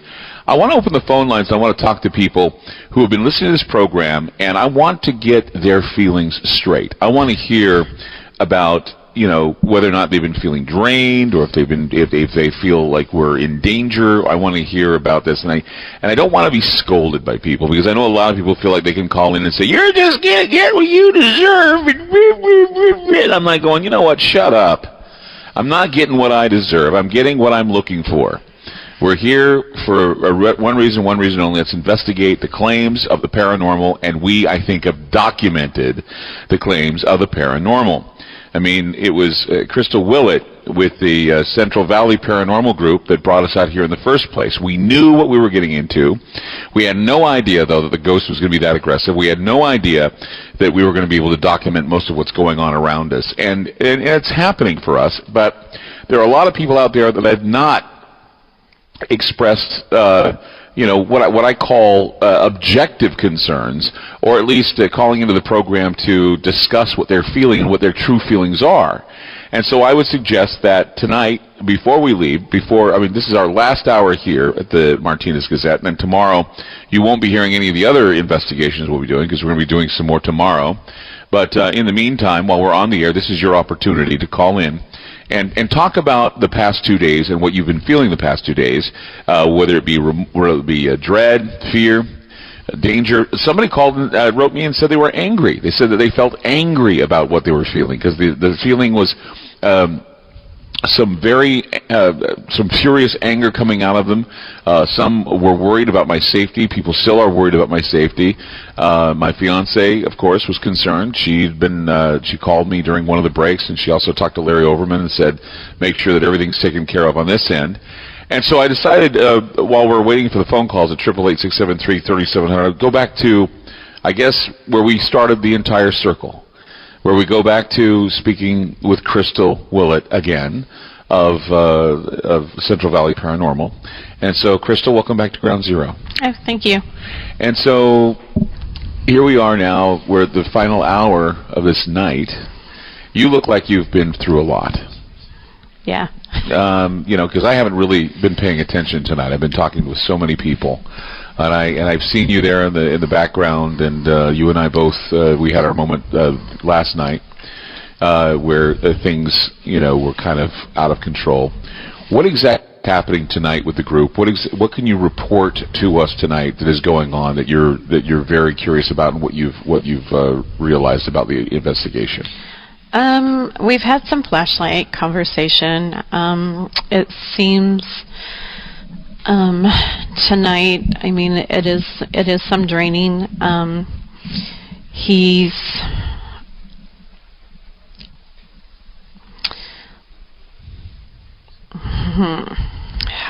It's hard to, he hasn't been in the limelight near as much. So, I feel there's a little more. Now we're giving him his audience. Mm-hmm. So he basically has come in. He did his little show last night, and tonight he's kind of playing around with all of us. Right. Well, I must tell you that we've had a lot of technical difficulties tonight. I think it's no secret that we have. We've had, and I'm sure that's to be expected. Right out of the gate, we were having technical difficulties with. Now tell me what happened tell me what happened before we came here. There was an explosion here. Now what happened? Well, now we have flashlight. Oh. And it's bright. Oh my God! The flashlight just turned on. Yes. On its own. On its own. And this is something that tonight before you got here, I asked my husband to put the cash register away, and as he was putting it away, we had a little bit of an explosion, and the guys were just walking in, and we hadn't yet hadn't got the paper, everything done with the paper yet, and we were a little worried that we may had lost quite. We made USAA insurance to help you save. Take advantage of discounts when you cover your home and your ride. Discover how we're helping members save at USAA.com/bundle. USAA. Restrictions apply. We made USAA insurance for veterans like James. When he found out how much USAA was helping members save, he said, "It's time to switch. We'll help you find the right coverage at the right price. USAA. What you're made of, we're made for. Restrictions apply." Of the paper and had to kind of start over again, but no, we didn't have that problem. So we were able to salvage everything, and everything's fine. It's great. That was about right before I came in. There was an explosion, and then we had the one generator blow, which made that noise. And I was worried because people were like running around scared to death. They didn't know what was going on. We thought that there was going to be another explosion. And of course, the technical equipment here hasn't been working all too properly. And then the ghost boxes tonight, for some reason, they were like super active. And then as soon as we just opened them up, you know, they're not active when we're on the air, but they just go quiet. And they don't give us anything. And that's the thing, is I think that this is like Olaf was saying, he says, obviously the spirit seems to want to screw with you now, wants to make you look like, you know, you don't know what you're talking about, that there's nothing here now. But we have everything on record. We've recorded everything. Exactly. And, you know, and my team and I, as we always say, you know, they're not circus performers. They don't perform on command. So, you know, and that's usually what happens. Well, see, that's the entire risk. I mean, I remember when I was first proposed this idea, I thought, well, what's going to happen if we come here and nothing happens? Well, we've had a whole lot of nothing happen while we're on the air tonight in a lot of respects. We've had a lot of great guests. We had a lot of great people, you know, Sandy and Tom and everyone talking. And we've had a lot of people, you know, talk about what's going on and how it all relates. We've had the recordings of the stuff that we discovered last night, pictures we've taken, some of the pictures going up on the internet tonight. I mean, it's a constant, I guess you could say, struggle to get things to happen while you're looking, because there's stuff that's happening, I'm sure, while you're not looking. Oh, exactly. And that's the hard part, is trying to convey that, and it's difficult for you know, someone who's broadcasting to actually say, okay, we're going to do a show here, and the show is going to be ghosts. Definitely. And the ghosts say, sorry, we're going home. And you say, well, what was the point? But no, we had it. Yeah, we had a big thing last night. Definitely. Tonight it seems to not. It kind of came in just a little bit and went away a little bit. I don't know. I mean, if we could do this all night long, if people would find it interesting, like a telethon, that's what I would think. This would be my dream. If we could do it like a telethon, where, you know, I'm telling people, send your money. Please send money. And what we're going to do this whole night is we're going to, while you're sending money, we're going to be monitoring the silly little box here, and we're going to be asking it stupid questions all night long in hopes it speaks to us. Now, there'll be a time when it'll speak to us a lot, and there'll be a time when it won't, but we have to break for commercials and news and everything else. So no, it won't do it on command. Right. And so that's the thing, is I hope the listeners are forgiving enough when stuff like this does happen, and they realize, you know, that this isn't all about showbiz. It's about getting the thing to happen, and hopefully happening at the time we need it. And sometimes it does, and sometimes it doesn't. Oh, definitely. And we've been on investigations where we've been out there and, you know, you've been 3-4 hours, nothing. You go back again, and you may have stuff all night long. Well, see, there's the flashlight again, just turned on again. And so he confirms it. Yeah. Well, and people who are watching the stream can see that it's turning on by itself. We're not touching anything. You know, this reminds me of also these real life, or these reality TV shows about ghosts. I sit there and I say to myself, you know, when those guys do, like, for example, TAPS or whomever, they go and they do the investigations, and if nothing happens, they immediately say, nothing's going on here. We didn't. Light went off again. When nothing's going on here, we didn't find anything. But I'm thinking, how long did you spend there? Did you spend a week, 2 weeks, a month? I mean, just because you show up, you think they're going to do something for you? They don't. And that's why I always say to myself that, you know, if they go there and they say, well, your place isn't haunted, well, why would they call you in the first place to come out? I mean, I wouldn't want those guys in my house to, you know, traipse through my house to try and find ghosts if there weren't any ghosts there. And I'm sure, you know, all the mess that we've made since we've come here, you know, I'm just saying, you know, it doesn't always work out that way. It doesn't always work out where everything's peachy keen fine. What's up? Okay, let's go to Jerry in Vancouver. I want to talk to Jerry. So, Jerry, hi, you're on with Crystal and myself. What's up, buddy? Jerry, you there? There we go. I can hear the phone. Go ahead, Jerry. Hello? Yes. Hi, Clyde. Hey, Jerry. Go ahead.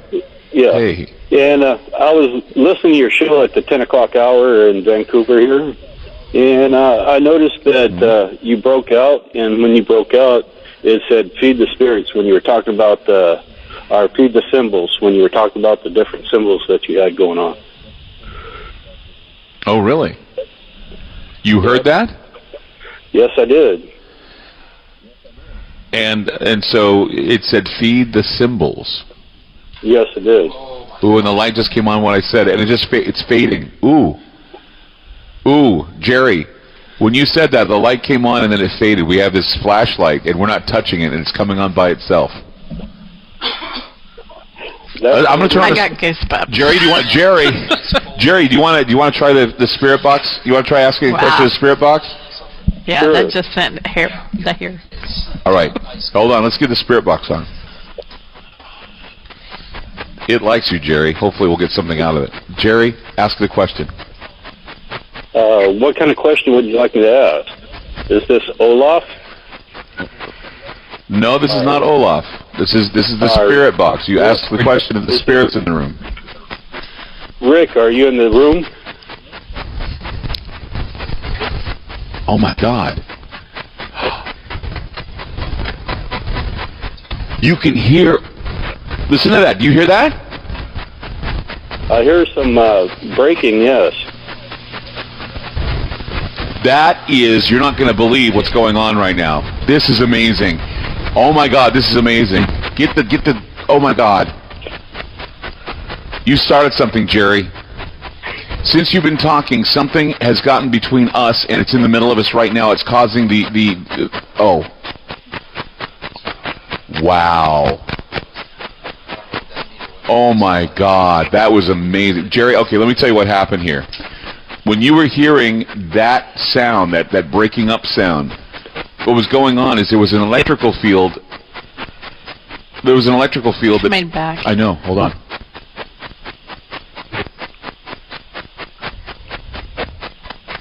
Coming back. You hear the breathing?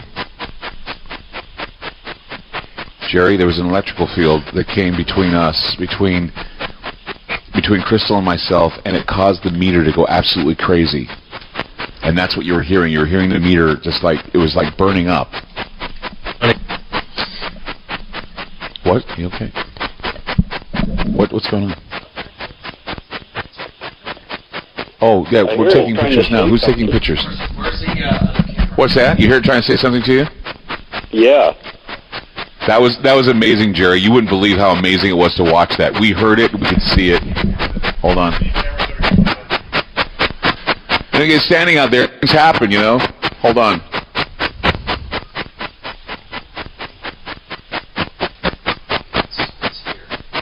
I know, this is right over us, and Jerry, you triggered it. You missed it entirely. It's colder than hell now. Jerry, I don't know what you've done. It's getting louder, Jerry. Yeah, I can hear it getting louder over through the phone. You just got touched? I'm getting touched. Oh my God. Kill the lights, guys.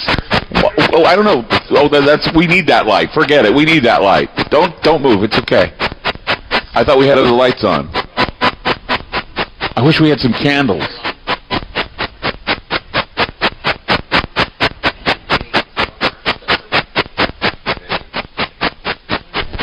There it is again.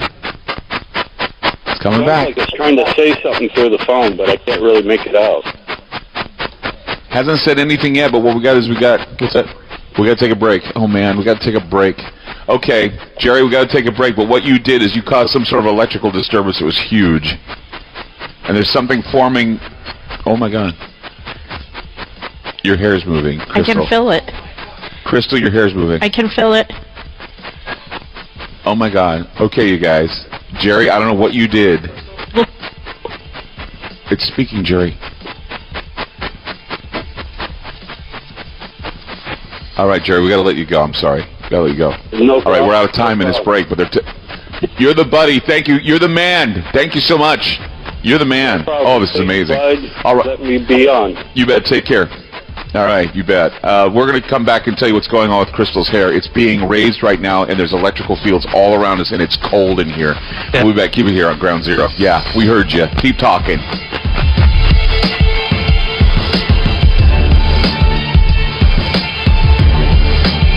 FM News 101 KXL. Back to Ground Zero with Clyde Lewis on FM News 101.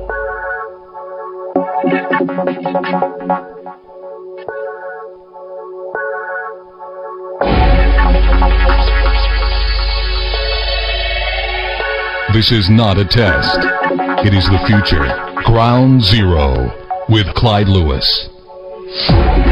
Larry Oberman is sitting right next to Crystal, and I wanted to ask Larry, what has been going on since the break? I know we went to break quickly. What has been happening with Crystal? Oh, man. Her hair is being moved, and she is petrified in fear right now, it looks like. She's saying that she's feeling something touch her, and a lot of us are losing cell phone signal and everything else kind of fading in and out. And I feel like I'm sitting in an ice box. Yeah, the computer here was doing some flubs, and that's still... I thought it was interesting that we were hearing that fluctuation of electricity, and that was just happening. Everything on the board that was electric was fluttering. Everything was. And then we saw electrical surges that are still happening right now, that this is all going on, and I just find this interesting. What are you feeling right now, Crystal? Well, I'm freezing. Yeah, it's cold. Yeah. This big cold air coming in. I'm cold, and I keep getting touched. Yeah? Yeah. Okay. Different areas. I mean, there are a lot of photography going on right now, and also some the heat-sensitive photography is going on at the moment. Yeah, and I'm cold. It's very cold. It is very cold. You got long sleeves on. Yeah. That's amazing. It's cold. My back is extremely cold. Yeah, I felt cold before I felt what I was feeling. Okay, who else we got on that? I hear Rock's here. Rock, hi, you're on Ground Zero. Thanks for taking my call. Many blessings to you guys. I was going to say last night, right after we got off the phone, it called my name out right after we got off the phone with the next caller. Just wondering, maybe I can see what it wanted. All right, let's see if you trigger it just as good, Rock. So here's Rock. Ooh, it just started talking. Well, you called me. What would you like?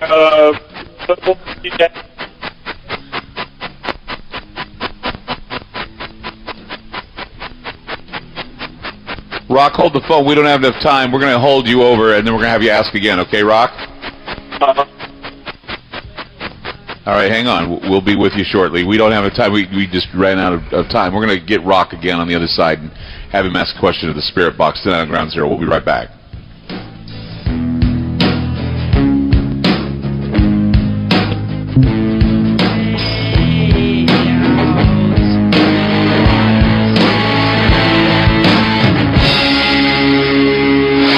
FM News 101 KXL. More with Clyde Lewis and Ground Zero on FM News 101.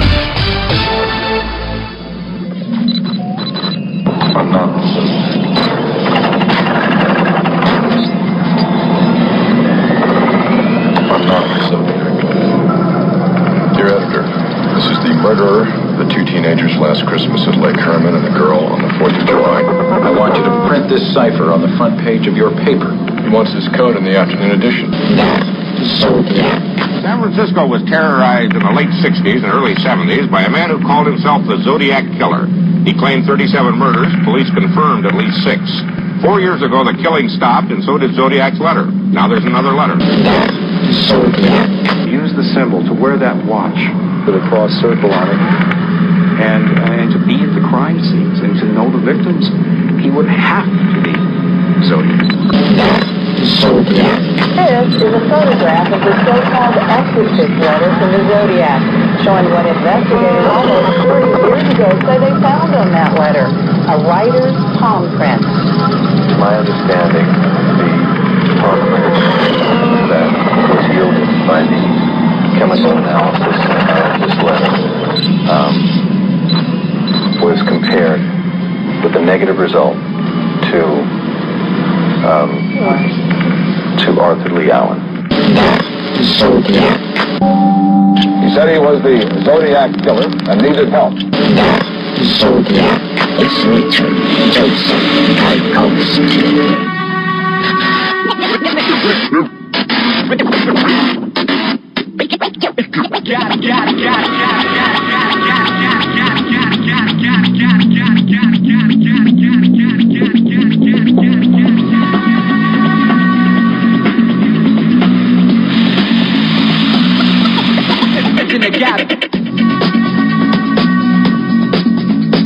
All right. 888-673-3700. That's 888-673-3700. The final stretch of the investigation into the Zodiac tonight. bring Rock back. You want to ask a question of the radio, and we didn't have time for him. So, Rock, you back? Yes, I am. I had to reset my phone. Well, Okay. I guess I'm going to ask the Spirit Box question. Well, what did it want? Are you there? What did you want? Yes, let it answer.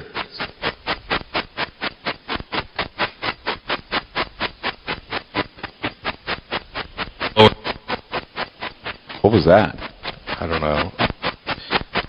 The flashlight we have established for yes turned on when he asked if he was here, so the light's lighting up. So the light turned on for yes. You called my name out clear as day yesterday. What would you like to say? It said Rock again. That's what it was. Just realized. Ooh.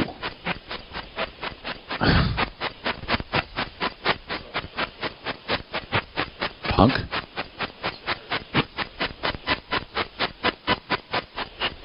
What would you like with Rock?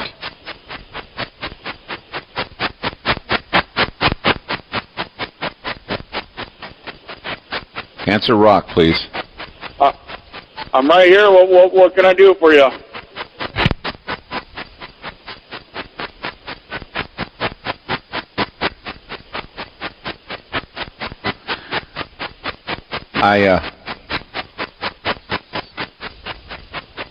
I think he just said Rock and then he said Punk. That's what he said. So that's what we got, man. We just wanted to say your name again. I guess that's all he wanted to say, huh? I guess so. I appreciate the call. I appreciate it. Let's go to Jennifer Thank now. you. Oh, no, let's go to Frank now. Frank, hi, you're on Ground Zero. Hello? Hey, Frank, you're on the air. Go ahead. Okay. I just want to say, those feelings that you was talking about, the dreaded, that's what I've been kind of feeling today. And along with yesterday, too, especially. I don't know if you probably remember me from last night, don't you? Yeah. Okay. Yeah. Well, when I said those 2 deep breaths that I heard in the phone during y'all's break, and it responded, yeah, that after that, it kind of got me. Mm-hmm. But, you know, it was just kind of shocking to hear that, then have it to respond to me in that way. Yeah. So, I mean, you all are in the same place that you all were last night, weren't you? Yeah, we are. Mm-hmm. Okay. We're in the same place, and what was that? For the flashlight? Did I talk about flashlights buzz? Is that what it was? Anyway, yeah, we are. We're in the same place. Is that all you wanted to ask? Well, being I had a little bit of success yesterday, do you want me to ask another question? If you want to, let's see if we can fire it up. Okay. Are you a male?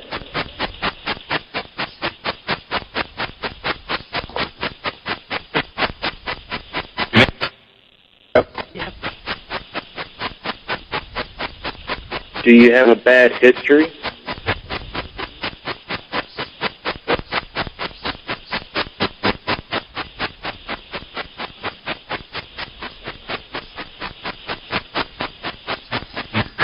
Do you have a bad history?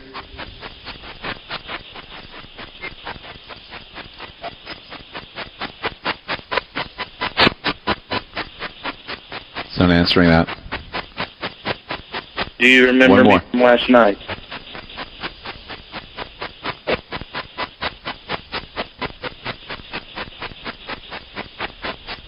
Are you the one who did those 2 deep breaths?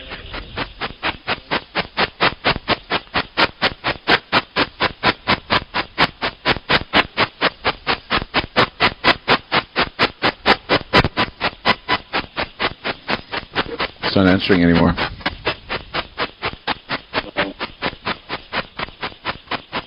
It just said, yep. That was the only answer. Well, That's the thing about it, you know. They don't want to respond. They won't.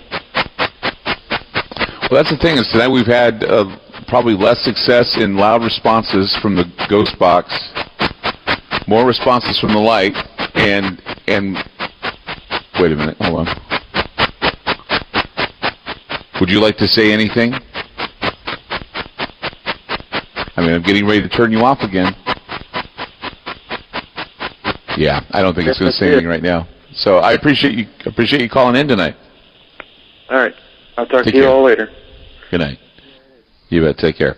Yeah, that's the thing is that tonight it just didn't seem, in my opinion, that a lot of the tools that were more visual tonight were being used and were seen as working. The cameras, the film, the pictures, the lights, the audio stuff just seemed to be a little bit dead tonight for some reason. And I apologize for that because that's what we do. We do radio. But of course, your physical being, Crystal, has been really. I mean, you look drained. Oh, definitely. I just asked a question, and the flashlight, and I've asked this question over and over, and it keeps lighting up. What question are you asking it?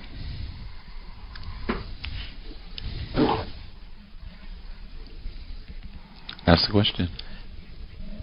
Can you turn on the spirit box? Sure. While I ask it? Sure.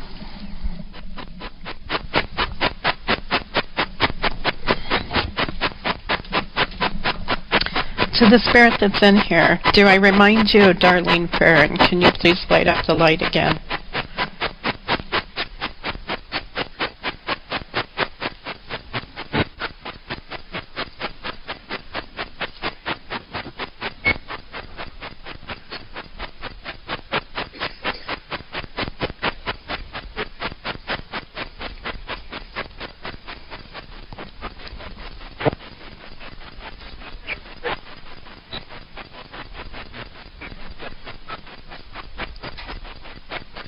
I wish we could enhance that. That was a full sentence.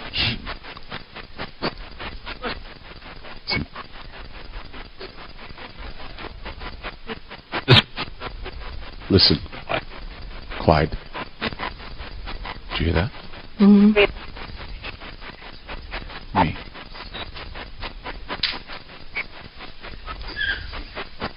Ooh.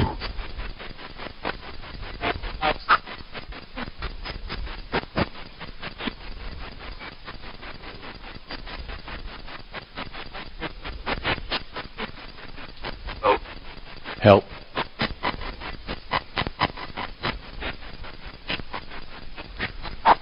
You asked the question, it's throwing about a lot of words all of a sudden.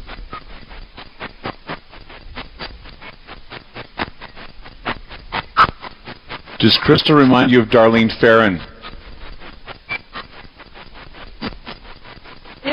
Yep. Yep.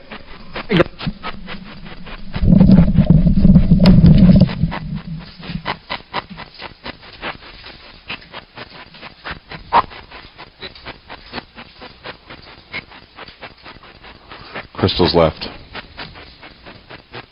That's all she needed to hear.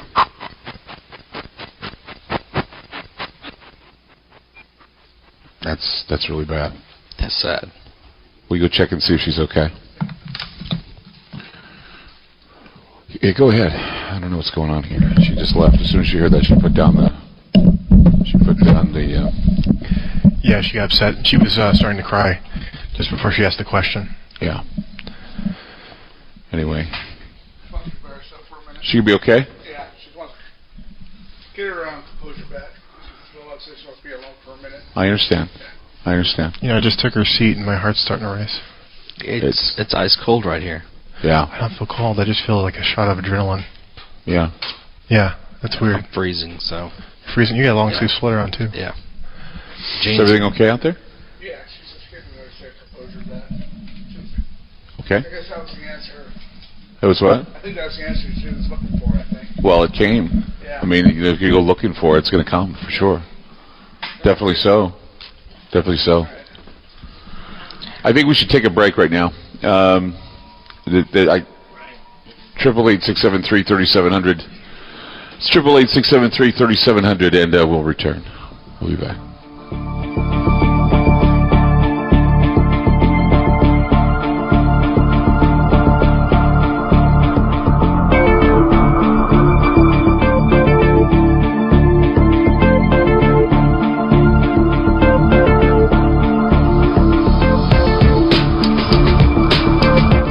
FM News 101 KXL. You're listening to Ground Zero with Clyde Lewis on FM News 101.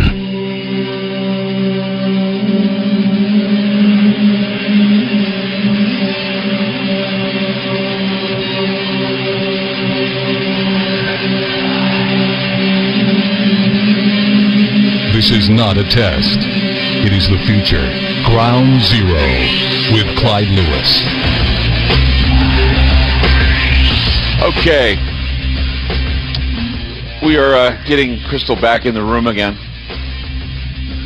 So, Crystal, you were troubled by what you heard, obviously. Yeah. So, why did you react the way you did?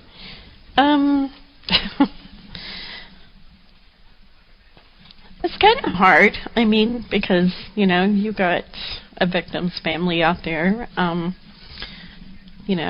To know that, you've got somebody that, that was murdered and, that, the Zodiac, and... We made USAA insurance to help you save. Take advantage of discounts when you cover your home and your ride. Discover how we're helping members save at USAA.com/bundle. USAA. Restrictions apply. Let's face it, guys. We're living in times where the truth is becoming more suppressed and censorship is increasing at an alarming rate, especially on social media platforms. It's Clyde, and I want to tell you about a safe and secure digital playground we put together just for you. It's Aftermath.media. You get access to thousands of Ground Zero archives and podcasts, along with our private social media groups with your basic membership starting at only $7 a month. Each subscription includes tech support, access to the RSS feeds, along with our own chat room and Telegram channel. In addition, the premium membership includes research study groups, webinars, a document and movie library, a live video stream of Ground Zero, a monthly Zoom chat with me, and other bonus content. Be sure to check out our yearly specials as well. Sign up today while you're thinking about it. Sign up at Aftermath.media. Again, that's Aftermath.media.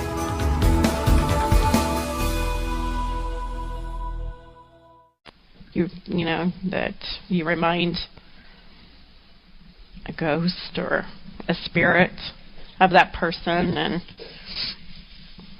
you're, tormented by that. So, lights flickering again, and the flashlight comes on. Right. So, yeah, it's a little hard to, comprehend.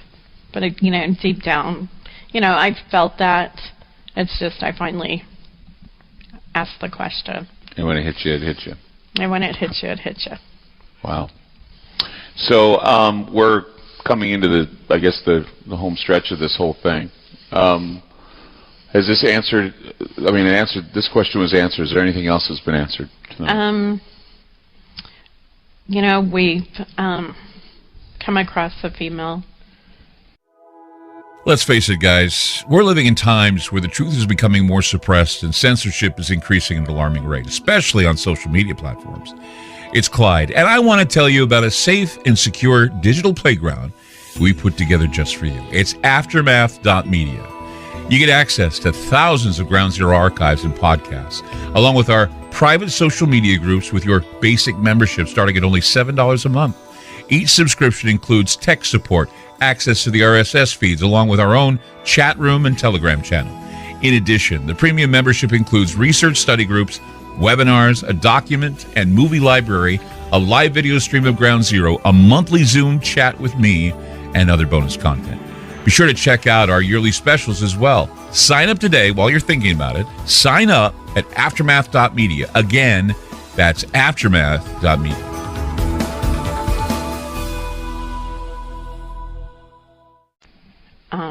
on the spirit box, and so maybe, I'd like to, ask if Darlene.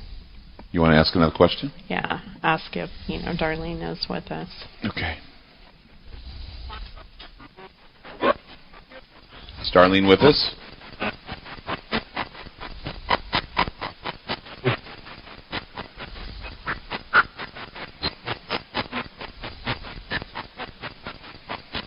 Go ahead and ask again.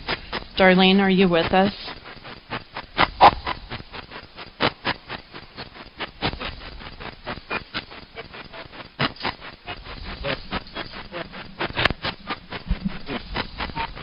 See, these long sentences and it's all gibberish.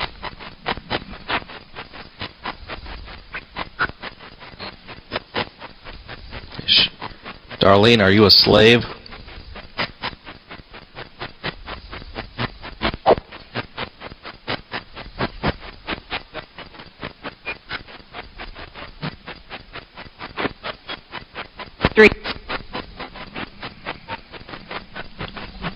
Three. What? Are these the 3 prostitutes that were murdered? Can you say yes?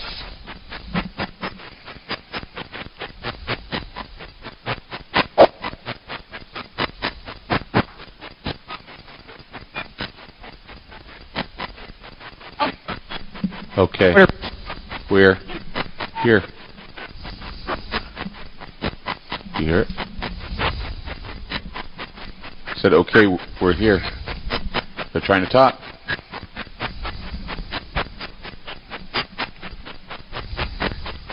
Who? Listen to that.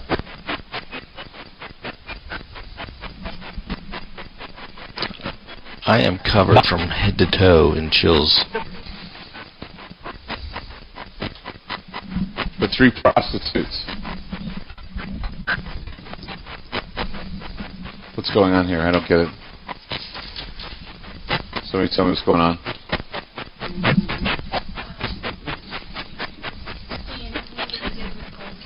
Oh, you did an interview with Cold Catcher, and what happened?